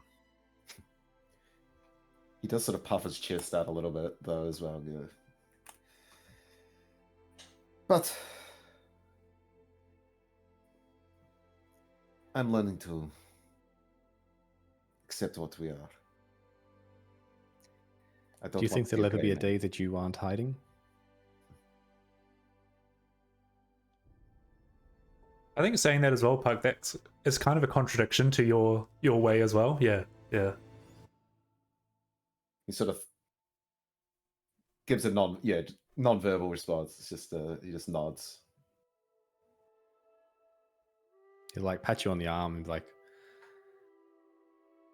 we have to hope those things, don't we? And they'll turn around and start heading off. As you leave Molokov on a moment of reflection, trust is not a thing that you come easily by. For both of you. But there seems to be a shared moment, these millions of feet, or thousands of feet, up in the sky. You head off, and we cut back to a pen at the front of the ship. Here you can hear the murmuring voices. One you recognize as Molokov. Could recognize that anywhere, but the other is the wandering eyes that have been catching you every so often throughout tonight. But you hear that they are quite deep in conversation about something. But this leaves you alone in the pen, with Vargir sleeping not too far from you, Obuk, the beast, and Swiftscale, the dinosaur, all dreaming dreams. Yeah, and because like I said, I sort of knew there was a sort of watchful eye. Was resting, but definitely wasn't sleeping. So we'll sort of pick up that voice, the two voices. Probably almost wait a beat, realize that there's back and forth, and it's like you say, quite a deep sort of conversation. So I'll sort of sit myself up and look over to Vargear. Swift Scale and Obek, all dreaming away. I guess it's time for me to do a little dreaming myself. Keep a little quiet about this. I wonder if it's going to work. And I'm going to murmur a couple words to myself. I'm going to pull out my cigarette holder and put it up to the top of my head. And I'm going to cast Encode Thoughts on myself. Okay, and what does that do? So I put a finger to my head, and that's the point I'm putting my wand to my head, and I'm going to pull a memory or an idea or a message from my mind and transform it into a tangible string, glowing energy. As you So I'm going do, you feel the wand on the side of your head, and you murmur these words, and you just feel almost when you stand up too fast, you feel that kind of pins and needles just shiver down the back of your neck as you see a green kind of tangible string start to come out from the side of your head. Carry on. And I'm going to pull the memories that I have of the Yellow Emperor. Of what you've read. Of what I've read, of what I currently know. I'll sort of pull it out and sort of look at it for a second. It kind of takes on a sickly... The green starts to turn into like a sickly yellow color. But it's almost like holding up a not even a piece of string, but a piece of like hair, as it kind of moves with, there's no wind in here, but it's just kind of taking on its own twists and twirls. Okay. And I'll put my hand out and sort of almost wrap it around my hand and gently sort of just make a fist around it without sort of like crushing it. And I'll pull out another book and sort of almost do a little double take to Vargear. Make sure he's still sleeping. And Yeah, his snore is quite aggressive. Yeah, and almost sort of use that cover of noise from him. And I will start talking about, like sort of talking to myself about me walking into that little room on the side of the lecture room sort of thing, the little office to the side, and telling myself that I'll be walking into it and projecting the idea, and I'm going to cast Dream Guide on myself.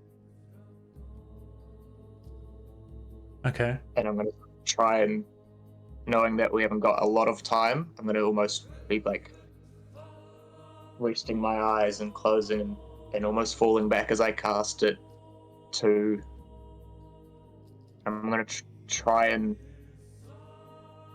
walk, essentially dream myself walking into that office, still holding that encoded thought.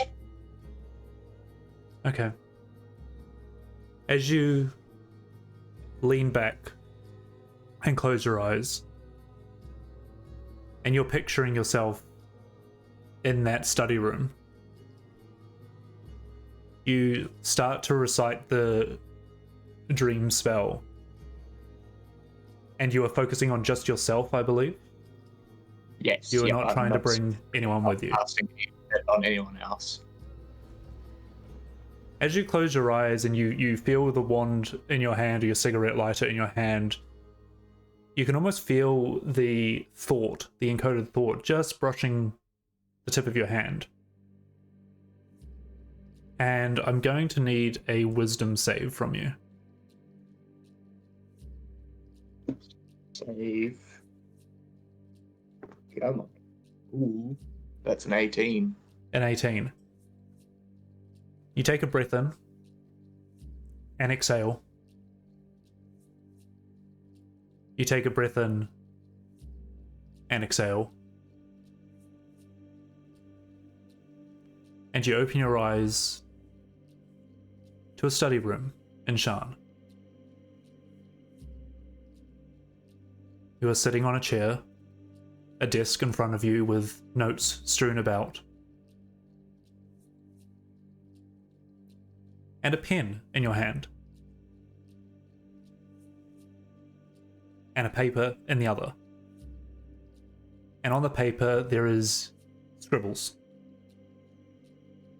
Manic scribbles.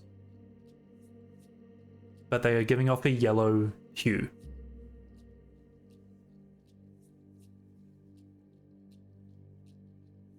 I'll sort of take that in for a second, almost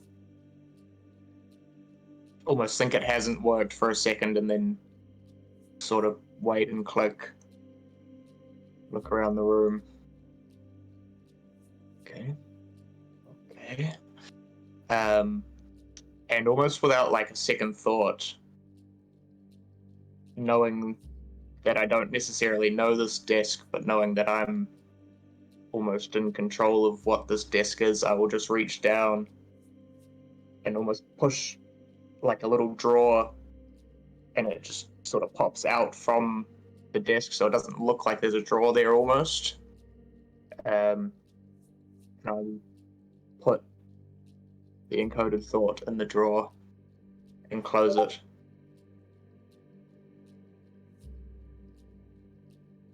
And knowing that time is going to be quite different in here, I know I don't want to spend too long. I'll probably just sort of stand up and walk around the room for a second, and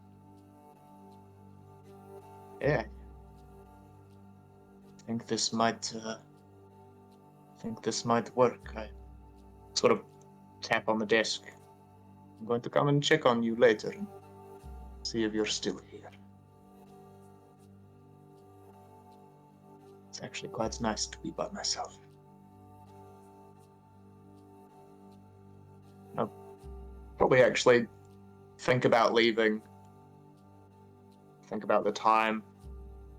Know that we got maybe a couple hours to kill, so I might just sit and go over a couple other little notes while I'm by myself and asleep, but not asleep.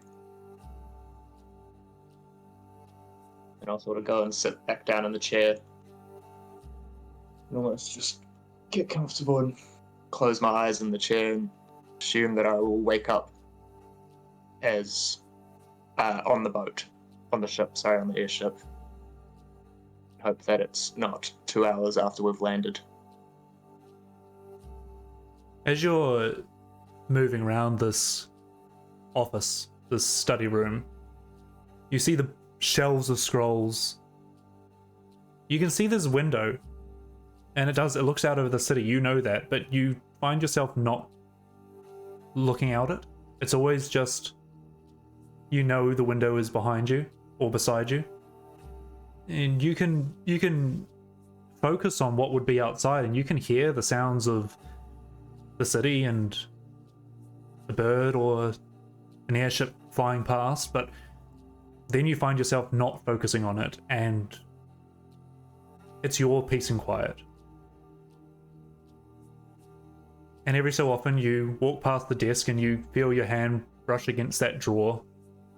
You've put something in there and you've secured it in your dream. And that's when you have the thought, is it your dream? Or are you in the dream?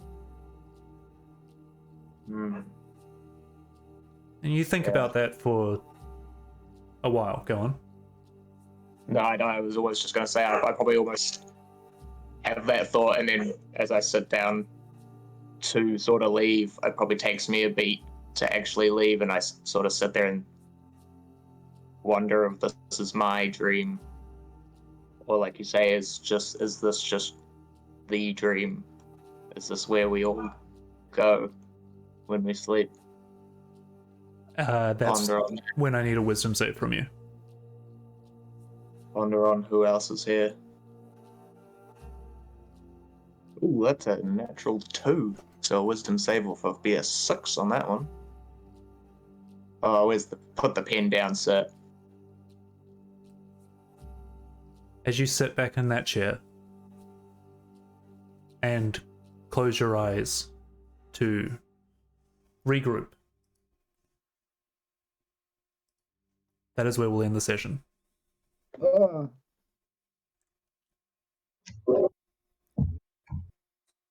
Holy heck.